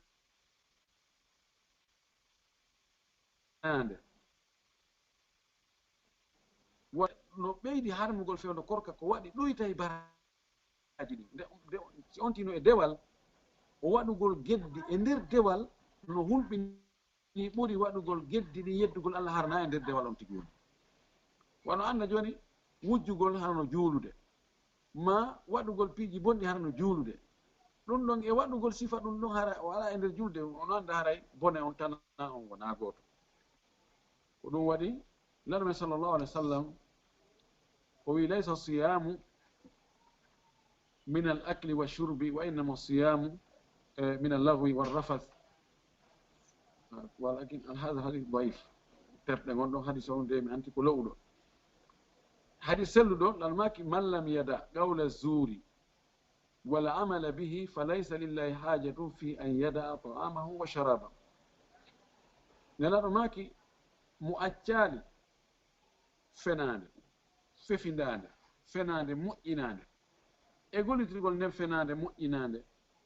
haray allah ala haaju e ko on tigi accata ñamugol e yargol wi'a no hoori tawa no hoori fenay no hoori golliray ko goɗɗo si goɗɗo feni wolani ɗum o ƴetta e action kisan ɗum ɗo allah ala haaju e ko ronkata ñamugol yara ñallal ngal fuu mana haray baraji ɗi no ɗoyti hay si tawi korka kan selli kono haray baraji ɗi no ɗoyti no jeeya e ko dagani horuɗo e gosagol ngol ɗum kadi no moƴƴi laɗo sallallah sallam himo yamiri gosagol ngol suma on tigi juula taw ma tuma on tigi kadi salligagol wo no jeeya e piiji moƴƴuɗi ɗi wonande horuɗon al juudu wa mudarasatul qur'an heewugol okkugol dokkal e nder suumaye on okkugol e janngol alqur'an dokkal ngal nelaɗo men sallllahu alayhi wa alihi wa sallam no ari noon e hadis selluɗo wonɗo ka sahih boukhari mo abdullah ibne abbas filli kana rasulullahi sallllahu alayhi wa sallam ajwada annas wa kana ajwada ma yakunu fi ramadan hina yalqahu jibril wa kana yalqahu fi kulli laylatin min ramadan fayudarisahu alquran فأمر رسول الله صلى الله عليه وسلم فلا رسول الله عفوا فلا رسول الله صلى الله عليه وسلم أجود بالخير من الريح المرسلة نلا من صلى الله عليه وسلم كان أكدو يمبي بين فو بيبي آدم بين الله أكدو هيوتين لالو كون لا بوري أكدو يمبي بين فو وكونو كادي هوري دون كو بورينو أكدو كون كو اندر سوماي ثم جبريل أرنو ندارتين غولمي جبريل أرنو جيما بيجي ما ندارتين غولمي nelaɗo sallllahu alayhi wa sallam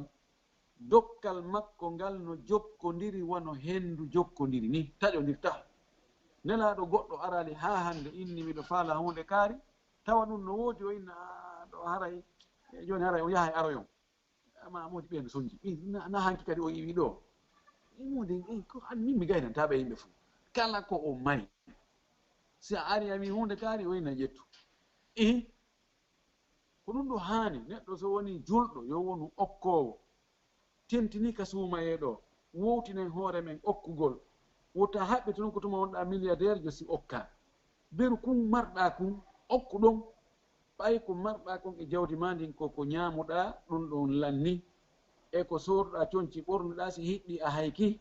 e ko waɗɗa sadaka luttinɗa ko luttiki on ɗa marande ɗo ronoɓe eyi woɓɓe mooɓi kono mayde mooɓi ɓe naɓi ɓe ñamali ko ɓe mooɓuno kon idan yo Allah dandu e mooɓugol hara ñamali ko mooɓi kon yoɓaki naɓal ɗum kadi laata dan no jeeya e moƴƴereji ko horɗo hani wadde hebbingol dokkal e hebbingol janngugol alqur'ana sabuna suumaye ko lewru alqur'an yon tigi wakkilo no woodi woɓɓe goo noon ɓe andi alqur'an no meme wo e suumaye haray ka nde waalino toon nduggu wi no heewi e mayre ɓe ƴetta ɓe honka ɓe wutta of ɓe honka ɗon moƴƴa ɓe ƴetta linétije ɗen ɓe basarɗe ɗen ɓe waɗa ɓe jannga ɗon seeɗa awa ɓe soƴƴo ɓe accita kono way wo yontigi wakkilo ɗon seeɗa si suuma e maayi ɓe ƴettande ɓe watta ka nde wonnono ɓe inna astawdi'uka allaha alladi la tadi wada'ihu mi awa mi halfinima allah ɓay allah kan kalifu makko bonata hara en ko arata kadi wona no haaniri ko woni ko wi'a ɗo ɗi moƴƴereji ɗo wona e suuma e toon ɗi watte kono ko yontigi ɓeydu hani so tawi hara ko deuxiéme wonnoɗa e doggude watta troisiéme siko troisiéme wonɗa watta quatriéme so quatriéme wonɗa watta cinquiéme si tawi haari ko a ñoƴƴano asignateur o ñoƴƴama ha hewtoya ka tappi ko ɗum wiya ɗo ko ya ɓeydu na ya sincu woɓɓe juuli wo e suuma e tun suuma e maayi ɓe acciti julde okki wo e suuma e acci okkude e janggi ɓuura no e suuma e feƴƴi acci ɗum na ɗum wona wonede de ko yontigi ɓeydu ko wonno kon kono ko yontigi jokkidir ɓay ko ɓuri moƴƴude e golleji ɗin fof ko tawata on tigi ɗumoto e mum ko ko raɓɓiɗi ɗon yontigi wakkilo e dewe ɗen fuu tentini ka sappo sakkitoro e suumaye nabi sallah sallam tawi sappo sakkitoro o naatino o findinano ɓeygure makko nden o haɓɓito ha yora ken o wurnita jemmaji makko ɗin jemma on fof ko reweteɗo Allah jemma on fof en andi alhamdulillah on ɗon sunna joni o wurnitama o tabiti kamen ɗo alhamdulillah e nokkelɗi fof hande e julɓen ka woni to nokkelɗi hewɗi e joni qiyamul leyli on ɗum no wurnitama e yimɓe ɓen ko sappo sakkitoro ɓe waalay juulude ɓe waala rewde Allah ɓe jangga alqur'ana ɓe waɗa moƴƴereji ɗin yo Allah o tabintin yo Allah o moƴƴi haray ka sakkitode ɗo mi jantano en ɗo yogaji ɗi tawata no dagani horɗo waɗugol tawa bonata korka kan watta batte e korka kan haray woɓɓe goo no sikka ɗin ɗon wattake e hoore hiɗi waɗe no jeeya e ɗum e fubbagol mutugol e ndiyam ma lootagol haysino lakka anda ndiyam ɗam naatay e budde ɓanndu ndu leeɓi ɗin no mari budde naatay kadi ka noppi seeɗa naatay e sontigi umtiki e ndiyam kono ɗum ɗo bonnata no sella ka ɗum ɗon waɗe honɗum waɗi dalil muɗum ñande goo laɗo sallllahu alayhi wa sallam o yii e sahabajo goo hiɓe hibba mo ndiyan ka hoore makko tawi mo hoori ɓe landi ko fi honɗum ni ɓeyni o ɗonɗa ha feƴƴiti tawi ngulen ndi no ɗuuɗi ha feƴƴiti laɗo sallah sallam ɓayi ɗum ɗo ma ɗum ne sa sallam kanko tigi waɗi kan o wi wala qad ra'aytu rasulullah sallam yasubbu ala ra'sihi l-ma'a wa huwa sa'imu min al-atash wa min al-harri rawahu ahmad wa malik wa abu dawud bi isnadi sahih oɗo sahabajo aboubacre ibne abdourahman o itti e yoga e sahabaɓe laaɗo on ɗo wi yiine laaɗo no hibbito ndiyam hibba ndiyam ka sala makko himo hoori tawi ko sabu ɗonka e nguleedi holin ɗo hino dagi no jeeya e ko dagi kon waɗugol kale malin ko watte kon ko sintinte kon ka gite imma waɗugol fi laɓingol ma fi lekki ka gite ɗum ɗon ella ala e muɗum lunnagol sonnajo mum si tawi ɗum memminta faale ha on tigi feƴƴita keerol ngol ɗum no kadi no dagi bonnata korka kan haala busti noon karama koɓɓen no jogii ɗon no jeeya ko dagi kon wonande horuɗo pikagol pikirji ɗin fof sina hara ko lekki heegeji ɗin no toon goɗɗi ko alimentation pikir alimentation ɗum no dagaki kono pikir fi ñawdagol fi lekkel ɗen fof woni ko ka ɗaɗi pika woni ko ka dote makko woni kala ka waɗa ɗum ɗon bonnata korka kan no jeeya e ko bonnata korka kan hombitagol ɗum ko ƴarugol ɓanndu ndun waɗa yiite e pooti ma e weeru hippa ɗon ƴiiƴam bonɗan ɗan yalta ɗum ɗon kadi bonnata no watta e hoore ɗum ɗon o prélève gol ƴiiƴam fii ko waɗe ka laboratoire ɗum ɗon bonnata amma okkitirgol ƴiiƴam ɗan hara ɓe ƴetta on litre ɗiɗi e ɓanndu on tigi ɗum no woodi karama koɓe goo wiiɓe si on tigi loƴi si ɗum bonna e haqqille makko ten ɗum ɗon bonna e korka kan kono si waɗama bonnali haqqille ɗe hara e bonnata korka kan no jeeya e ko dagi kon wuyɓagol e sorkinagol ɗum ɗo fof no dagi sabu la sala sallam ma kanno oɗo sahabajo laqqit ibnu sabra o wi fa ida stanchakta fa ablig illa an takuna sa'ima si tawi ɗa sorkinade ɗum ko naɗugol ndiyanaka kine mikkito o wi fantino siɗa wadde ɗum e salligi sina hara a hooru si a hoori na ya powɗu ha kono noon naɗugol ɗum ɗum na ella wuyɓagol kadi na ella ko noon wuufugol kala siko lekki ko lekki musuñiiƴe ma kala ko wuufete on tigi wuufi o tutti o moɗaali ɗum ɗon bonnata korka nde wonno hunndukon ko konta ko yaasi no jeeya e ko dagani hooruɗo moɗugol wona tuutaɗe ɗen e nduggu wi si tawi feƴƴi ka dande on tigi ma ɗum wono curki arana cigarette noon dey curki kin e nduggu ngun e tuutaɗe ɗen ma hartere nden si feƴƴiroyi on tigi ma coongi on tigi moɗi coongi ma sonsoli ma ko wata ɗum ɗo fof haray bonnata korka kan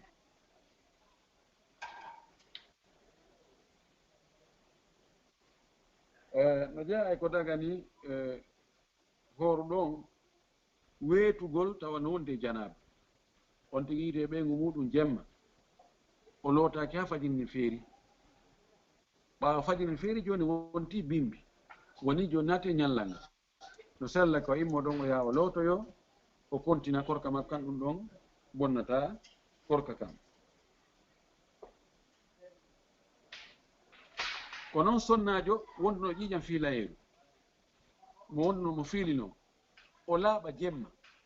o ronka andude o ronka heɓude no lootora ha fajiri nin feera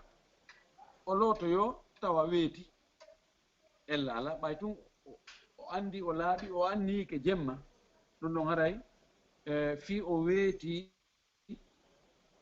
ñallal ngal tawdimo e ƴiiƴan e batte ƴiiƴan ɗan o lootaki ɗum ɗon hatta yo looto ɗum ɗon bonnantamo korka makko kan haray no woodi piiji busi hano ɗi wowlede ɗo e joni hombira ɗo tun bonna eɗi korka ɗin no jeeya ko bonnata korka waɗɗina kadi kaffara yiidugol e sonnajo muɗum ñalorma suumaye mo rendi e sonnajo mum ñalorma suumaye e hoore tembete himo andi ñawore nden no harmi himo andi kadi koye suumaye o woni o tewike pas haray on korka makko kan ɗum boni waɗɗike mo waɗugol kaffara kono mo tewike ñaami ma tewike yari ma tewike tuuti looƴitike ha tuutani hoore muɗum ɗiɗo fof ko bonnayi korka kan haray ngal ñallal ɗo ngal boni few ko noon tewagol yaltina maniyu muɗum waɗa istimna fijira hoore mum ha yaltina maniyu e nder ñalorma suumaye ɗum ɗon kadi bonnayi korka few yarni waɗina kaffara ɗiɗo tati no yeddodira so tawi waɗina kaffara ma si waɗɗinta kaffara imam malik abou hanifa ɓe wi haray no waɗɗi kaffara si on tigi tewi imamu shafai e imam ahmad wi haray kaffara waɗɗaki kaffara ko waɗɗoto wo ko so tawi on tigi yiiɗi e sonnajo amma ko lutti komo jogui bakkatu kono noon haray kaffara fawakimo sen daari en taway waɗɗagol kaffara ngol ko ɗum ɓuuri ɓattade waɗi mo tewi ke pas bonniri suumaye o ñaamugol o ñaama e tumbere ñalorma suumaye oɗo o teddinali suumaye o yawike suumaye oɗo e yando e sonnajo muɗum hunti haaju muɗum e ñalorma suumaye hiɓe fota ko waɗi oɗa ko ñamugo ha to jina oɗa ko sonna ha to jina ɓe fof ɓe teki pas e bonni suumaye ɓe teddinali suumaye haray on tigi kafara waɗɗagol ko ɗum ɓuri ɓattare amma mo yejjiti ñaami ma yejjiti yari ma yejjiti yiide e sonna mum imma o yejjiti wonde ko suumaye ari ñande premier suumaye ɓe ko mbaɗi yimɓe gara wowtali woɓɓe yejjitay yettosoɓe ɓen kono na ɓe yejjinkinno de si on tigi yejjutu ɗum ɗon bonnata korka kan haray ko on tigi kontin korka kan yoɓugol kadi fawaki on tigi no lundori noon e imam malik kamɓe ɓe wi haray korkam bonay on tigi yoɓay continue tun horugol ngol kono haray ɓe wi korkam boni kono haray ɗum ɗon bonnata korka kan tuutugol ngol si tawi tuure nden ara e on tigi doole ko nawnare ko paali ma ko sonnajo sowiɗo tuutiri saabu ɗum ɗon ɗum bonnata amma tawagol pas looƴo naɓa kolli ɗin ka hunduko muɗum naɓa toon ha hewtoya ka lokojere tuuta ma lunno ko tawata no andi si lundike ɗum ɗo tuutay tawa pas o lunno ɗum ɗon bonnay korka kan dey ɗum ɗon bonnay so on tigi tewi ɗum ɗon bonnay korka kan haray daroɗen wona ɗo ko yewtete kon fi korka no ɗuuɗi ha feƴƴiti yandi dambugal ngal no hato jina e janngede no hato jina e landede yen tori Allah subhanahu wa ta'ala yo Allah tawni en du lewru suumaye iɗen andi yimɓe moƴƴuɓe attinoɓe ɓen si suumaye satike hara hiɓe welti hiɓe wewli hiɓe préparé wonkiji maɓɓe ɗin e ɓandu maɓɓe ndu fi jaɓɓagol suumaye saabu moƴƴere ko ɓe andi e mum kon ɓe torto Allah wa lebbi 6 aɗa suumaye yo Allah tawnuɓe suumaye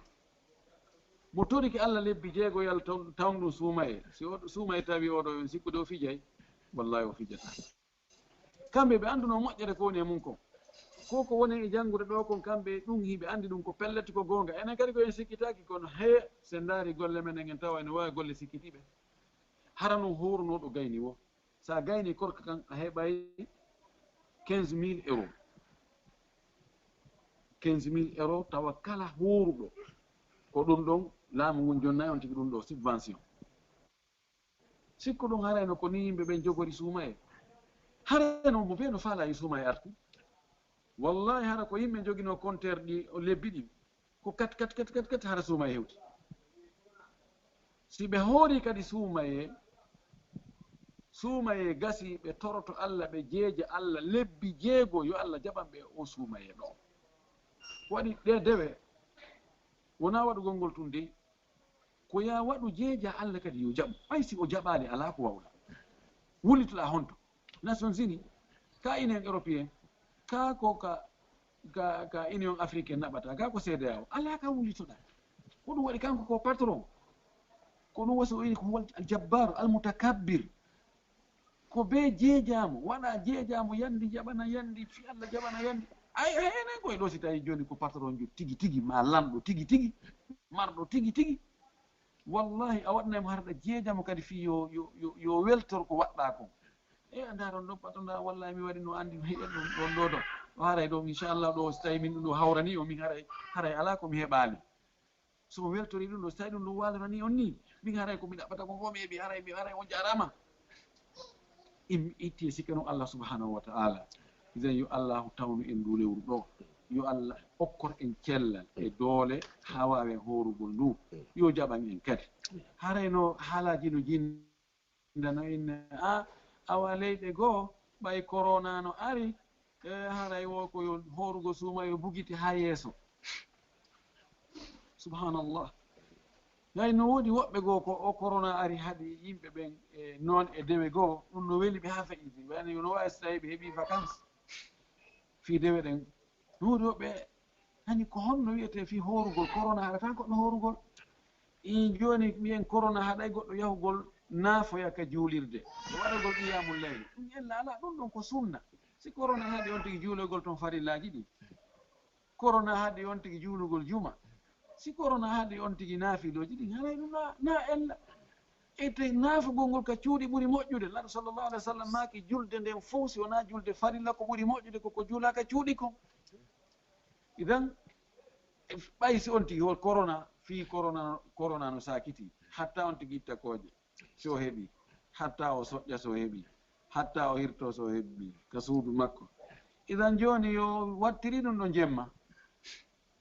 yo transfert ko on ñaamete ko waɗano ɗon itti ɗum kooƴe coƴƴa hiraade, yo wattir ɗum jemma o waɗa ɗum huntaari e sullaari. Hay hunde corona wallahi haɗata, corona tawatama ka nde suudu ma en nana yahuru. Corona no wayno wiide ta yaltoya jillodira yimɓe ɓen de tayaka juulirde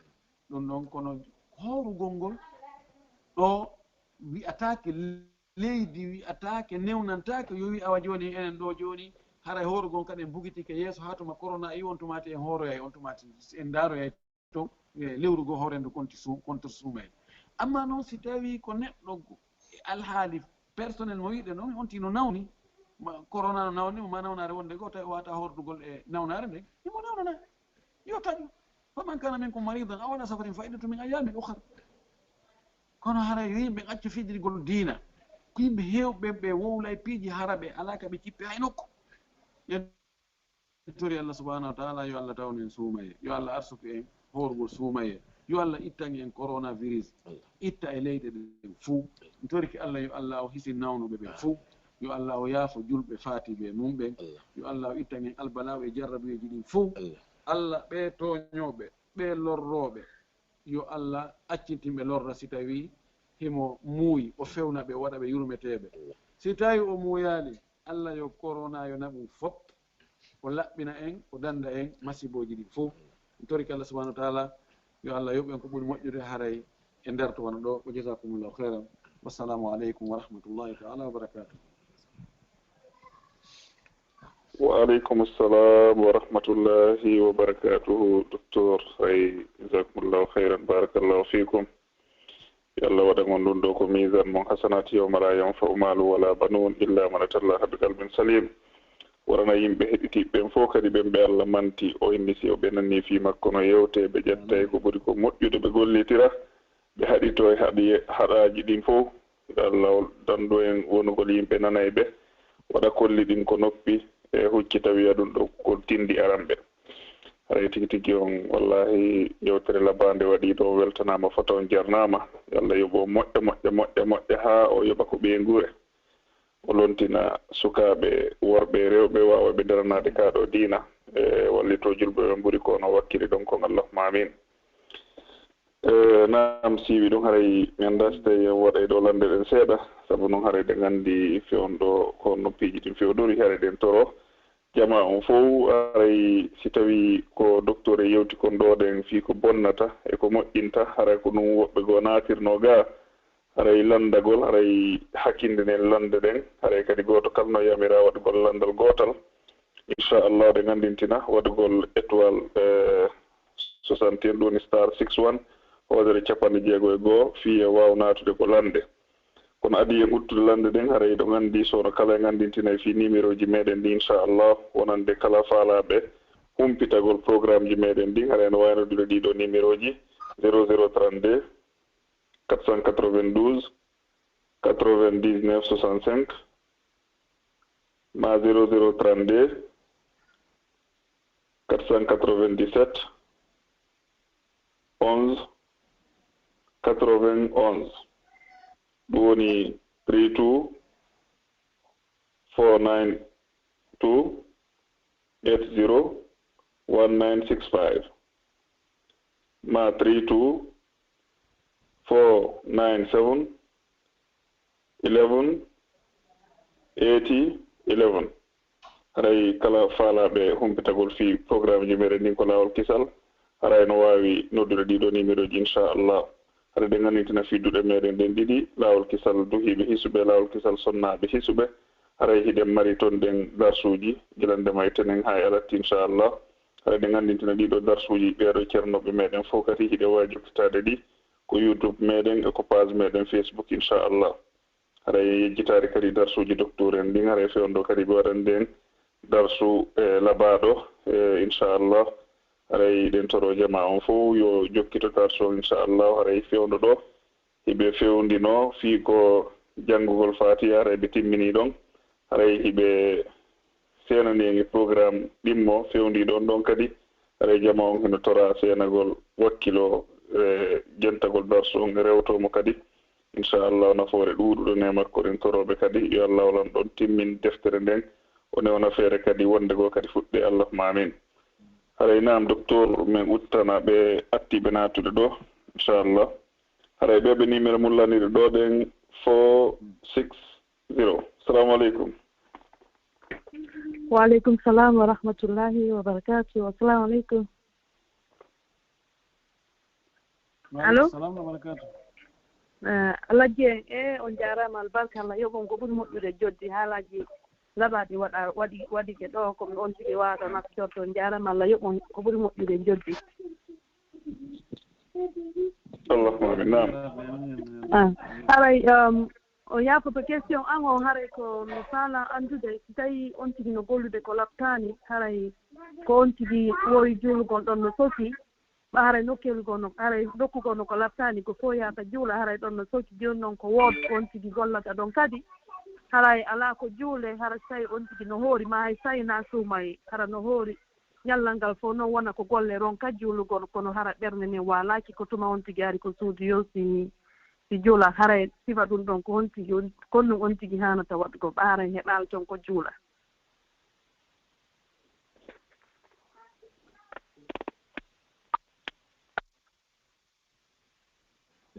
juulugol ngol hajja ko farilla ko be on tigi ɗaɓɓa ka juula hay siko ka hurgo on tigi juuli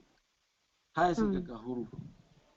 si on tigi tawi hurgo ngol no yaaji ka salligueteɗon hay siko ɗon on tigi yo juuɗo yani julde nden ko juula waktu on fewno ka o fewndi ɗon sina hara on tigi arta ka suudu hara waktu on lanno yaali laawade si tawi waktu on fuɗɗoto ha o yalta few nde on tigi hewta ka suudu haray ko waktu goo fewndi oɗa kan gasi few ɗon haray moƴƴaali ɗon haray ko be on tigi juula no on tigi no to rew fattagullama sota ɗum ko wiye hun allah foddetaga kono nayi on tigi accu ko o mari feere kon fi ko o mara feere aw inchallah on jarama barke Allah waɗi joddi addana on gelike ɗum ɗon hajja en ka on jarama assalamu aleykum. Aleykum salam on jarama fota on jarama docteur yo allah yoɓon ko moƴƴi nam haɗe guntara ɓe makiteɓe ɗo ɗen Cheikh Aboubacar jaare assalamu aleykum. Waaleykum salam. nam Assalamu alaikum docteur. Allo, assalamu alaikum. Waaleykum salam wa rahmatullahi wa barakatuh. Docteur na la tan ina jang. Waaleykum salam. nam ɓe heɗiti on itte o palleer mo on Min landa komi fala ko landade. Wono exemple goɗɗo ena ni ya wallumo fi golle golle noon ko wallumo on exemple ala nanade itte o palleer moɗon on itte o palleer on commandike ɗuma ni. allo assalamu aleykum Cheikh Aboubacar itte o palleer moɗon on o palleer on nam alo nam make min ni wono docteur won exemple wono ko mi wonɗo goɗɗo ene ni ya wallumo fi mo heɓa golle joni noon golle ko faakol gollugol wono exemple yimɓe leydi ɓe yaaɓe ko ɓe commande to ni haaɓi ko suudu maɓɓe ɓe commande o ni ko yestu anno an ko yayano ɗum on ko yestu han naɓanaɓe ko maɓɓe joni noon wonde noon hay taway wonde ko beere no tawa kono anday sa yeehi anday siko beere est ce que gollugol ɗen golle ɗen noon no jagui kadde kaki. docteur son famal landal ngal miɗo wawi landitaraɗo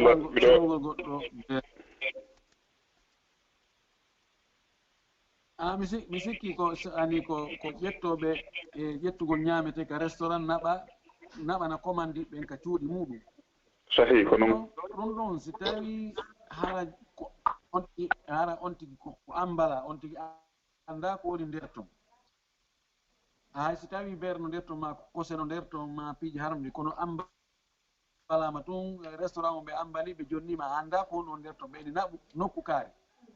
a naɓi a annda ɗon ɗon ella ala kono si on tigi no anndi ko beere ɗum dagaki ka on tigi naɓa beere nden neɗɗo sala sallam no huɗi e beere yimɓe 10 no jeeya e huɗa ɓen ka beere ton haamiluha walmahmulatu ileyhi rondiɗo beere nden nelaɗo no maaki Allah huɗimo serbuɗo beere nden Allah huɗimo yarɗon Allah huɗimo moƴƴinɗon Allah huɗimo moƴƴinaɗon Allah huɗimo yarɗon Allah huɗimo wallitiɗo kala ka on tigi wallitol 10 no naati nder ton no e ɓen rondiɗo naɓi on si on tigi no anndi ko on tigi annda ko hinnetake ɓe on tigi itta ko ambala kon o désambala o annda ko woni nder ton ko ɗum noon o yamiraki kono simo anndi hino ɗum ɗo hino biniri beere ndin ɗo ima hino casier on ɗo en tout cas ɗum haɗa dagaki on tigi woni kesi o ɗaɓɓa golle goɗɗo goo wabillahi tawfiq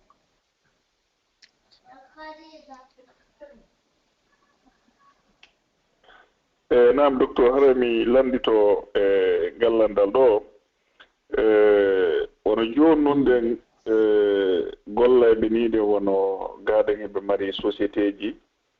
wono Amazon gasara o naninde ɗin société ji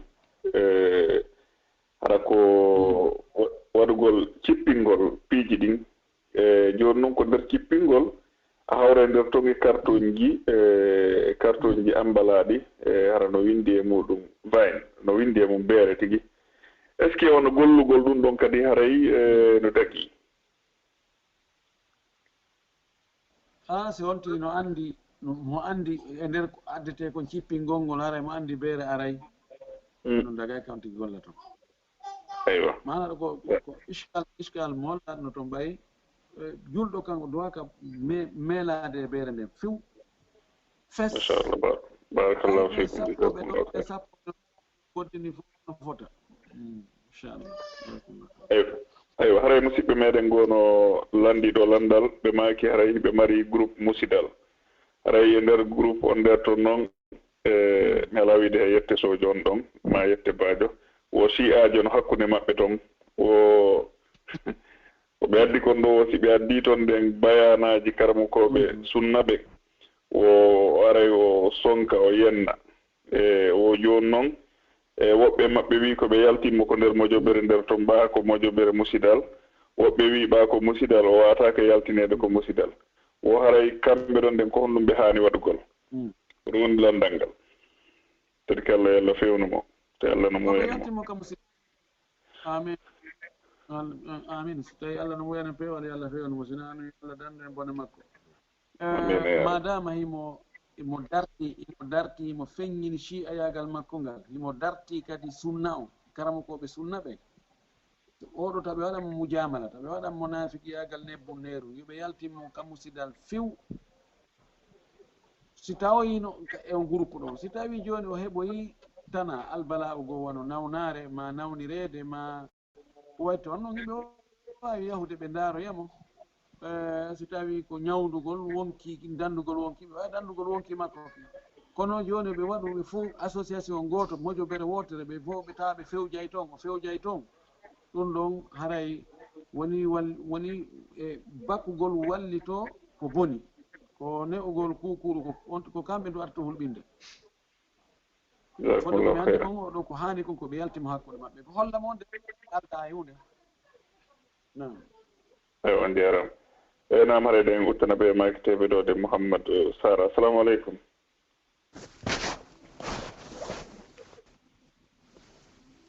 Mouhammad Sara assalamu aleykum eywa haɗa ɓeɗo no huyde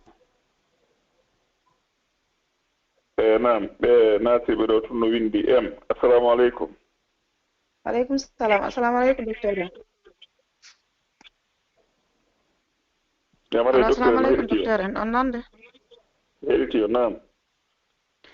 ok min landalal ngal haray ko landalal ngal ko si tawi hawri goɗɗo hara o jangga e Qur'an kono hara ko téléphone o janguirta on janguirɗo téléphone on Qur'an e janguirɗo e kamilure nden tigui tigui haray ɓe fota baraji ka haray ko noon ñawore janguirtugol téléphone o Qur'an tawi famini ke ara on tigi fontu application Qur'an wonka téléphone on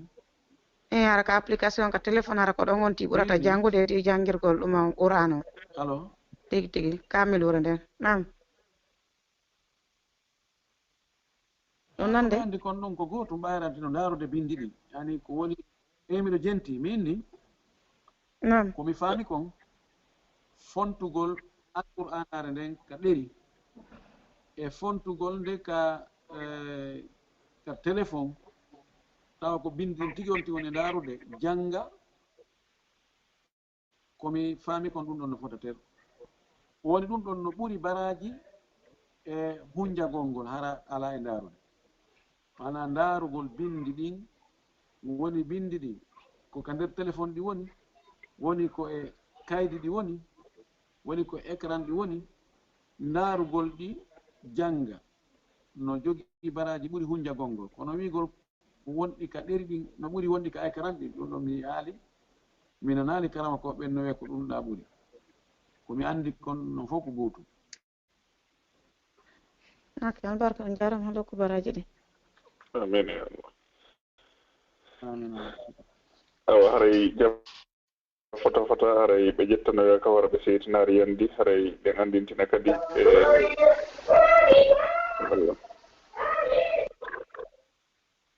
nam ɓe makketeɓe ɗo ɗen adama assalamu aleykum wa aleykum salam rahmatullahi wa barakatuh iɗon e jam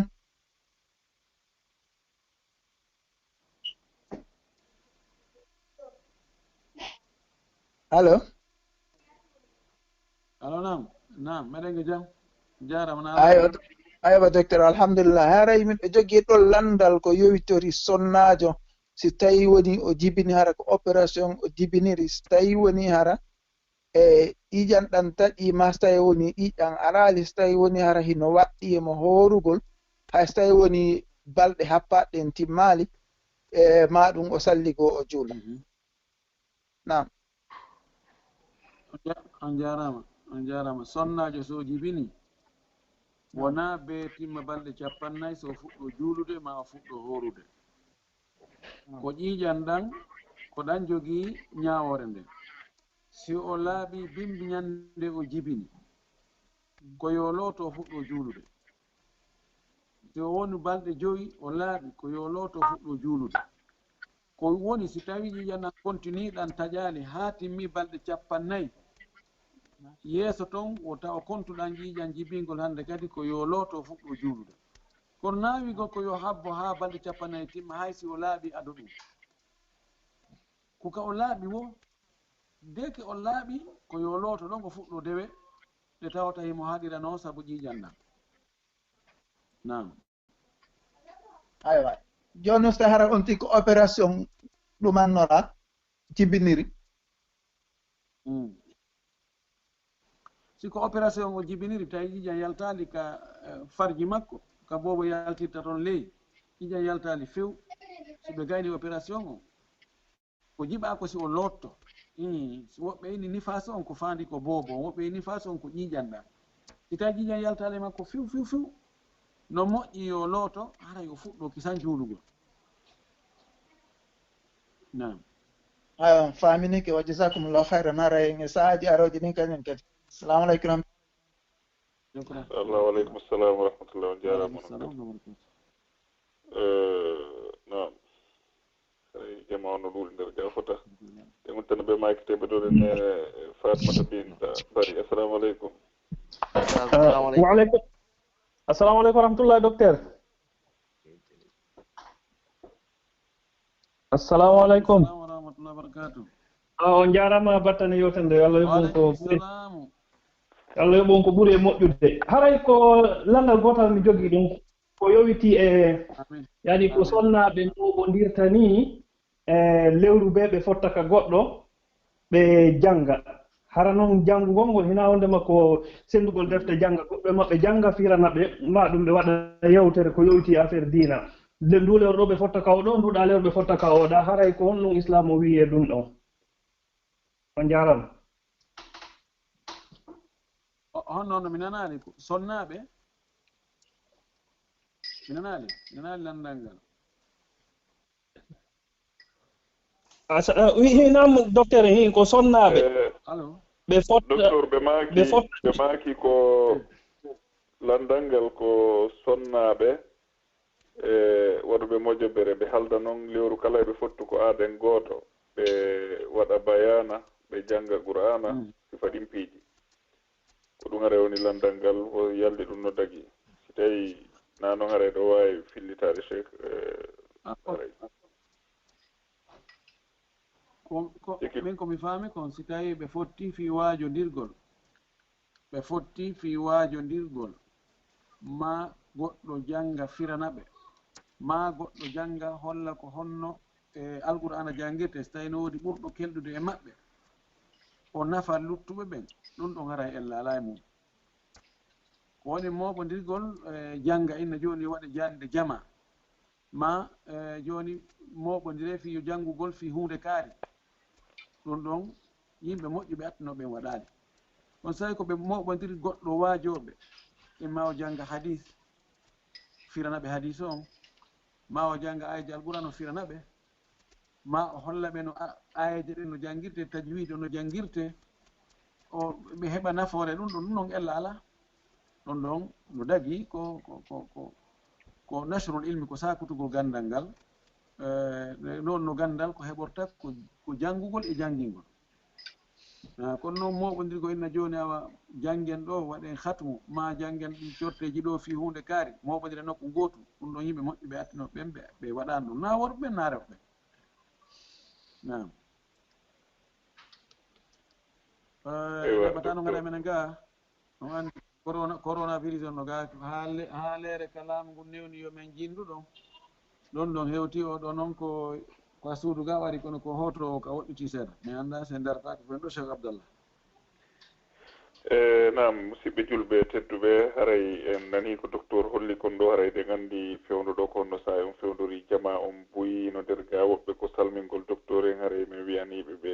inde docteur ɗo assalamu aleykum warahmatullahi wabarakatu woɓɓe ko lande faala haray ɗen andintina inchallahu e lande ɗen no wawa yehede ko youtube meɗen haray lande buy docteur no jaabi toon haray sifa majje buy kadi landitete ɗo haray no ko youtube meɗen haray ɗo wawi jokkitade to inchallah haray docteur ko landal gotal pet mi mari komi faala o landade e wasi tawi yette sojo feƴƴini ma yette baajo feƴƴini e jama on harano ɓittornomo moƴƴo jama on welto e no woodi leydi goɗoɗen ko goɗɗo feƴƴini kono jama on heno welti fota mayde makko nden haray ko honɗum woni ko l'islam o yewti fi ɗum ɗon a jeelano accen ɗo ha yeeso seeɗa nani aywa docteur barakallahu fik jasakumullahu heir hamɓe ngallo landa yeeso abdal aywa joni min torki allah yo allah wala tawno en suuma yon haray oustade Issa ono kadi hiɗo weltana cheikh julde cheikh ali on fof hiɗo weltana hiɗon jarna e batte nde ɗo wakkilare jokkitagol ɓeɗo karamokoɓe nokkeli ɗin fof yettingol kaɗo diina allah yo allah waɗango nduɗɗo ko joddi moɗon aljanna o waɗa noon tabande moɗon nden fof montirɗum bakkatu e ɓantirɗum daraja o ɓeyda en e wallitagol fino hettiren hoore meɗen e hoore ko allah faala kon haray tigi tigi on sara tan hiɗo weltana fota hiɗon jarna miɗen toro allah yo allah weltana on ɓuuri ko jama on weltani on kon allahuma amin haray miɗen salmina ɓe guureji moɗon ɗin toon e inchallah inde équipe lawol kisalon on fof hiɗon weltana fota onon ceernoɓe ɓen e hiɗe weltano karamokoɓe meɗen ɓen toro allah yo allah ɓoynoɓe hakkudeji meɗen okkude en enen kadi gande nafayde wassalamu aleykum warahmatullahi wabarakatuh waaleykum salam warahmatullahi wabarakatuh conférence ɗo kala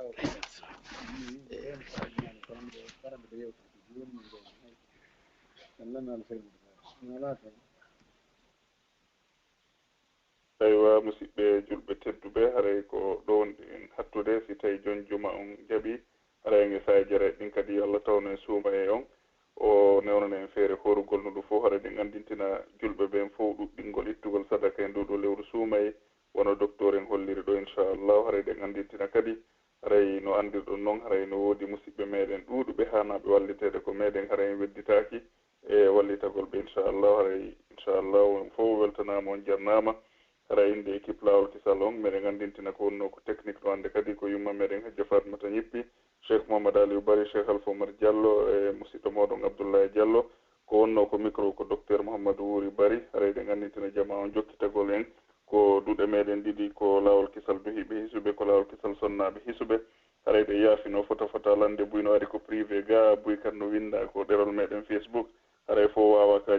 jaabede hannde kono inchallah e sajiraɗe ɗin kadi en wawa jaabade inchallah wondude karama koɓɓe wa sallllahu wa sallim wa barik ala nabina muhammad wassalamu aleykum wa rahmatullahi wa barakatuh.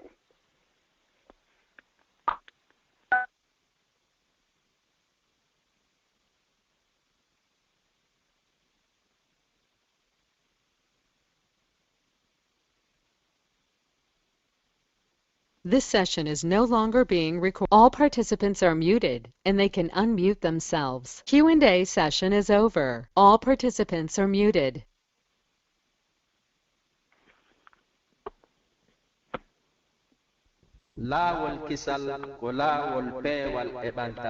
بسم الله الرحمن الرحيم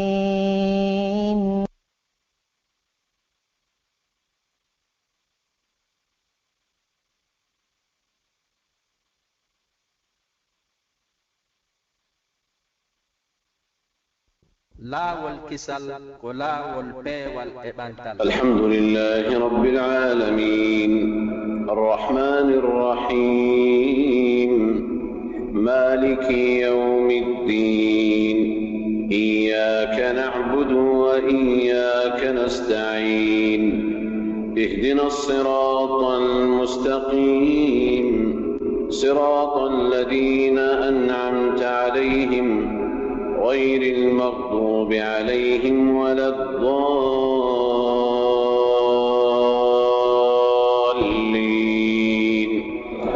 آمين. لله ما في السماوات وما في الأرض وإن تبدوا ما في أنفسكم أو تخفوه يحاسبكم به الله فيغفر لمن يشاء ويعذب من يشاء والله على كل شيء قدير. آمن الرسول بما أنزل إليه من ربه والمؤمنون كل آمن بالله وملائكته وكتبه ورسله لا نفرق بين أحد من رسله وقالوا سمعنا وأطعنا غفرانك ربنا وإليك المصير. لا يكلف الله نفسا إلا وسعها لها ما كسبت وعليها ما اكتسبت ربنا لا تؤاخذنا إن نسينا أو أخطأنا ربنا ولا تحمل علينا إصرا كما حملته على الذين من قبلنا ربنا ولا تحملنا ما لا طاقة لنا به واعف عنا واغفر لنا وارحمنا أنت مولانا فانصرنا على القوم الكافرين. يا أيها الذين آمنوا اتقوا الله وقولوا قولا سديدا يصلح لكم أعمالكم ويغفر لكم ذنوبكم ومن يطع الله ورسوله فقد فاز فوزا عظيما. إنا عرضنا الأمانة على السماوات والأرض والجبال فأبين أن يحملنها وأشفقن منها وحملها الإنسان إنه كان ظلوما جهولا. ليعذب الله المنافقين والمنافقات والمشركين والمشركات ويتوب الله على المؤمنين والمؤمنات وكان الله غفورا رحيما. laawol kisal ko laawol peewal e ɓantal. ونفخ في الصور فإذا هم من الأجداث إلى ربهم ينسلون قالوا يا ويلنا من بعثنا من مرقدنا هذا ما وعد الرحمن وصدق المرسلون إن كانت إلا صيحة واحدة فإذا هم جميع لدينا محضرون فاليوم لا تظلم نفس شيئا ولا تجزون إلا ما كنتم تعملون إن أصحاب الجنة اليوم في شغل فاكهون هم وأزواجهم في ظلال على الأرائك متكئون لهم فيها فاكهة ولهم ما يدعون سلام قولا من رب رحيم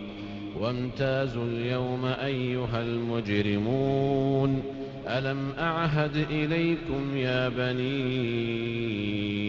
آدم ألا تعبدوا الشيطان إنه لكم عدو مبين وأن اعبدوني هذا صراط مستقيم ولقد أضل منكم جبلا كثيرا أفلم تكونوا تعقلون هذه جهنم التي كنتم توعدون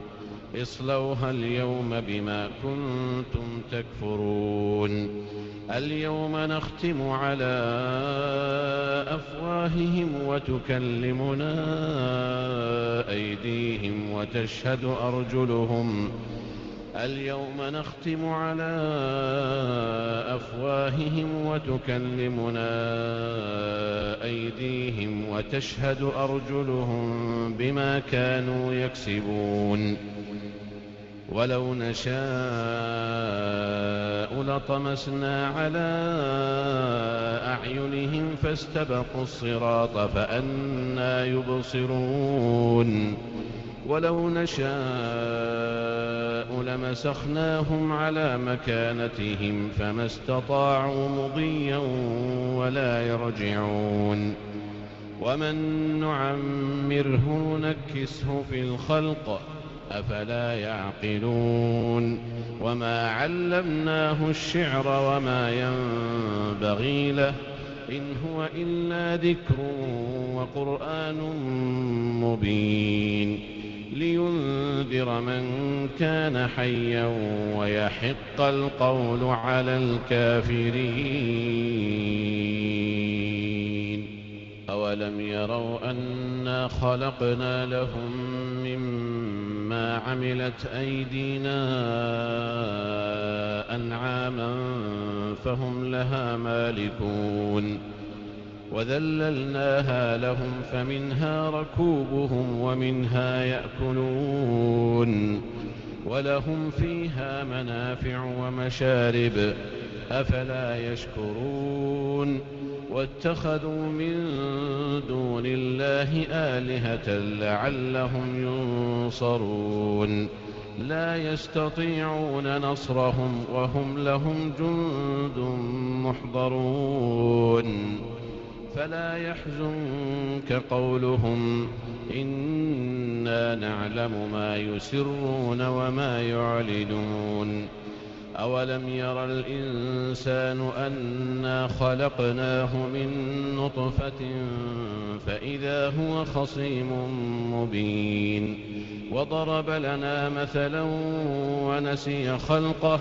قال من يحيي العظام وهي رميم قل يحييها الذي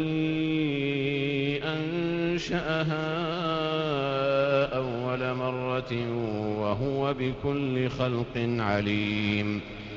الذي جعل لكم من الشجر الأخضر نارا فإذا أنتم منه توقدون أوليس الذي خلق السماوات والأرض بقادر على أن يخلق مثلهم